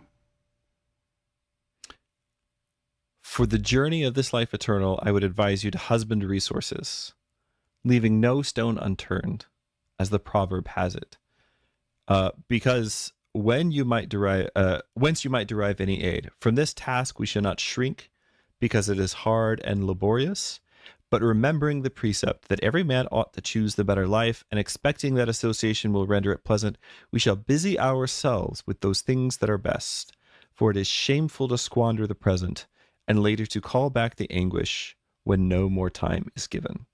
So, two things. One is learn to trace the silhouette of virtue. And that is the thing we're going to be doing in this show. The reason that we started with this as our first episode is that for the rest of my life, when someone says, "Are you sure you should be reading that?" I can just send them the link to this episode. There we go. Amen. Yeah, exactly. Exactly. And again, another super memorable phrase. Yeah. This translator, I don't know who this translator was. I think this is from the NPNF, collection of church fathers. So whoever this probably crusty old 19th century Anglican was that translated this, good job, crusty old 19th century Anglican. Thank you for a lot of these memorable phrases. I'm sure it sounded amazing in certainly Greek, for too. the senseless buffoons like that. Oh, that's great. The senseless antics of buffoons. Yeah. And then, his final thing that he says is basically like, pay attention while you still have time. Like, you're still alive. So use this life for this purpose, to train yourself, to pursue virtue above everything else. Because you could get to the end of your life, look back and say, what have I done? And so it's deadly serious what he's talking about in this. There's a book that the Circe Institute has out, which I just got a copy of, and I will be working on over the holidays, which is called 30 Poems to Memorize Before You Die. Oh. And it's just a collection of, here are some poems you should know by heart if you don't already. And I think that's what I would really like to encourage people to do, is like begin this journey with us by memorizing a poem. Like take something and commit it to heart. Yeah. All right. Well, having wrapped up chapter 10, this is the point where, since we are live and we are on YouTube, we thought we'd kind of check in with our people in the chat box and see what all of you are saying. So welcome, everybody. We're so glad that you joined us. We weren't sure, because this is brand new, but somehow we started with 2,000 subscribers on day one. I can't believe it. So I'm so happy that you're all here. A few interesting things. So Haig makes the comment, how the Achaeans and the Trojans propitiate, interact with the gods is fascinating. Of course, that's a reference to the Iliad. Right. Yeah. Yeah, we're going to be talking about that in the next episode. Where are you reading comments right now, Father Andrew? So I'm looking at the chat box on the YouTube. I was also looking there, but I didn't see that one. Oh yeah, that's further up. Do you want me to read a little bit through? Let's see. Brian says, "Oh, did you just do that? Did you just make the?" No, I didn't do that. That. Oh, by the way, everybody, we have a team of people working with us right now. Oh my gosh! And the magical person. We need to mention two people right now. Of course, we have Maciejka Trudy, the tank Richter, right? Our amazing engineer, and then we also have Simon Nelson, who has yet to acquire some kind of, provocative nickname. We'll have to come up with Orthodox something. Jamie. So Simon Nelson, who is he's managing the video and the streaming and so forth, and he's the one actually putting these comments up on the screen. I didn't even know he was going to do that, so thank you very much, Simon. So yeah. All right, so Brian Koser says, like Aslan in the Voyage of the Dawn Treader, if you've met me in Narnia, so that you may know me better in your world. Yeah, that's exactly right. Yeah. And I think, Lewis is a great example of a way to kind of remix a lot of what we're doing. He takes, actually, there was an interesting discussion in a group I'm in about Mr. Tumnus, who, is a faun, right? A mythological creature. And traditionally in mythology, fauns are like, they do horrible things to women, to young girls, like horrible things. And of course, Tumnus is like, he's going to kidnap Lucy, but there's no threat of doing those kinds of unspeakable things, right? And so what Lewis is doing is he's kind of like remixing this to make another point. Right. He's doing in fiction what we're doing by means of analysis. Right. Yeah. Nick Gundy says, was it St. Paisios that shares, in order to love Christ, we must become poets or learn to love or read poetry? It is actually St. Porphyrios who said that. Yeah. He said to become a Christian, you must first become a poet. Now, what he means by that is something we'll talk about probably in a future episode. Yeah. Another modern saint. I think, didn't he just die in the 1990s or something like that? Yep. Yeah. So one person says, called Orthodox Family Life, is saying, hi all, I came in late, so maybe it's already been said, but I think St. Basil was writing to young men, so I'm not sure that we can translate this material being profitable for children. And then continues to say, as a longtime homeschooler, there's a huge push for classical pagan literature, which I think should be saved until after a child knows the teaching of the church. I don't know, what do you think of that, Richard? I mean, I kind of agree on a certain level, but I also kind of don't. I mean, ¿por qué no los dos? Like, why not both? Like, here's the thing. If you're an Orthodox Christian educator, which is if you are a parent, you should be doing your prayers with your children each day. You should be reading the daily lectionary readings, and you should be reading the lives of the saints to them. If you're doing that, and then you also read, especially most educators that I know, when the children are young, they start with sort of child-appropriate retellings of these stories, such as the ones in the Blue Fairy Book, or the ones by, what's her name? Margaret. She's the one that did Black Ships Before Troy. Somebody remind me of her name. Oh. But basically she does, child appropriate retellings of these stories that are actually still, because they're so beautifully written, they're still enjoyable for adults as well. And then usually when somebody hits like middle school or high school, that's when you actually read the Iliad in its, in translation. So there's absolutely no reason that you cannot do both. I think the more stories, the better. The more fairy tales, the more mythology that you have at an early age. In the Charlotte Mason world, bullfinches is used a lot. The better, and that will only make it easier for them to understand what's going on. I mean, you and Father Stephen basically conned everyone into a 5-year podcast about, hey, look at what Christianity actually looks like in the ancient world. And the reason that's so fascinating to everybody is because none of us have any context for it. But if you're raised on these stories, then when you come across these things in Christianity, you're going to be in good shape. Yeah. Right? You're going to recognize what you're looking at. And I would also say, like be discerning your stuff, like which stories are age appropriate for your kids. Right. There's some that are going to, some that are going to work fine. And then others, when they're younger, and then there's others you're going to need to wait a little while. That's okay. Like that's fine. Your wife, Richard, has said that Black Ships Before Troy is written by Rosemary Sutcliffe. She just put that into I don't know why I said Margaret. Yeah, it is Rosemary Sutcliffe. That's right. Yeah. There you go. See, my wife and I, thank you, she's the real person that, like, I'm the face of the organization. But she's the one that actually is in there in the trenches doing this with the kids every single day. Yeah. Yeah. Jared is amused at the idea of Plato being a luchador. Thank you, Jared. Yeah. Sam says, judo is hitting someone with the planet.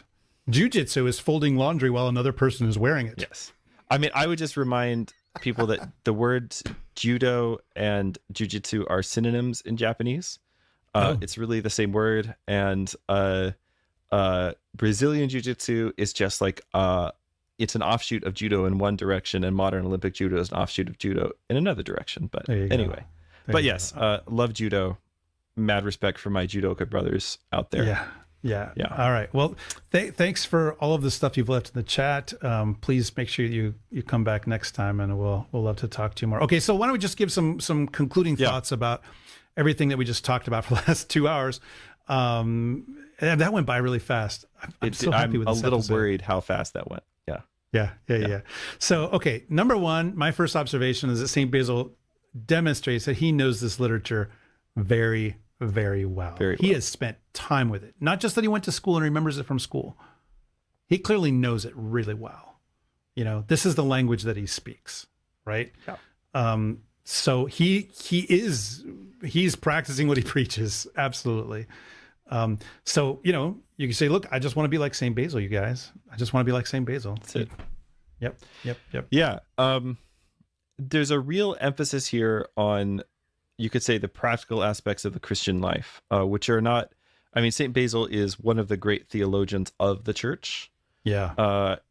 Obviously, like his work on the Holy Spirit and other things, and his refutation of various heresies.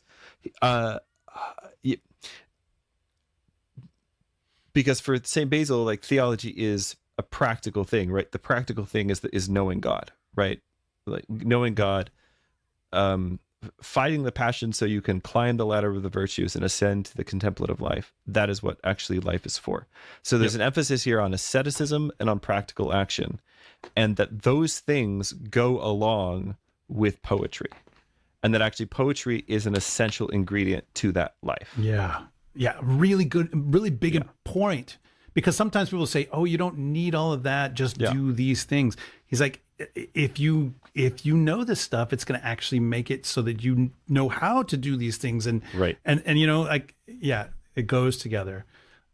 Also, I mean, to me, another one of the things that stood out for me, and this is a big theme in all this, is it's about discerning between good and bad, but also discerning both the good and the bad. Right. Not just saying these things are bad, get away from me, but these things are good. I need them, you know, I want them. And obviously his locus of discussion here is pagan literature, philosophical works, but also the stories of mythology, all of that stuff together. He says it's very, very worth it to read all of it and to be the bee, you know, take away the nectar, leave the stuff that you don't need behind. So, Father Andrew, this stuff is a standard education for St. Basil and the world that he was in. And it's the kind of education that some of us, obviously you're very closely involved in the efforts of classical Orthodox Christian school there in the Lehigh Valley. Is it Chrysostom maybe Academy? just let me plug please Chrysostom Academy. Yeah. By the way, people are moving here to be part of this school. So check it out, everybody, chrysostomacademy.org. Right. Yeah.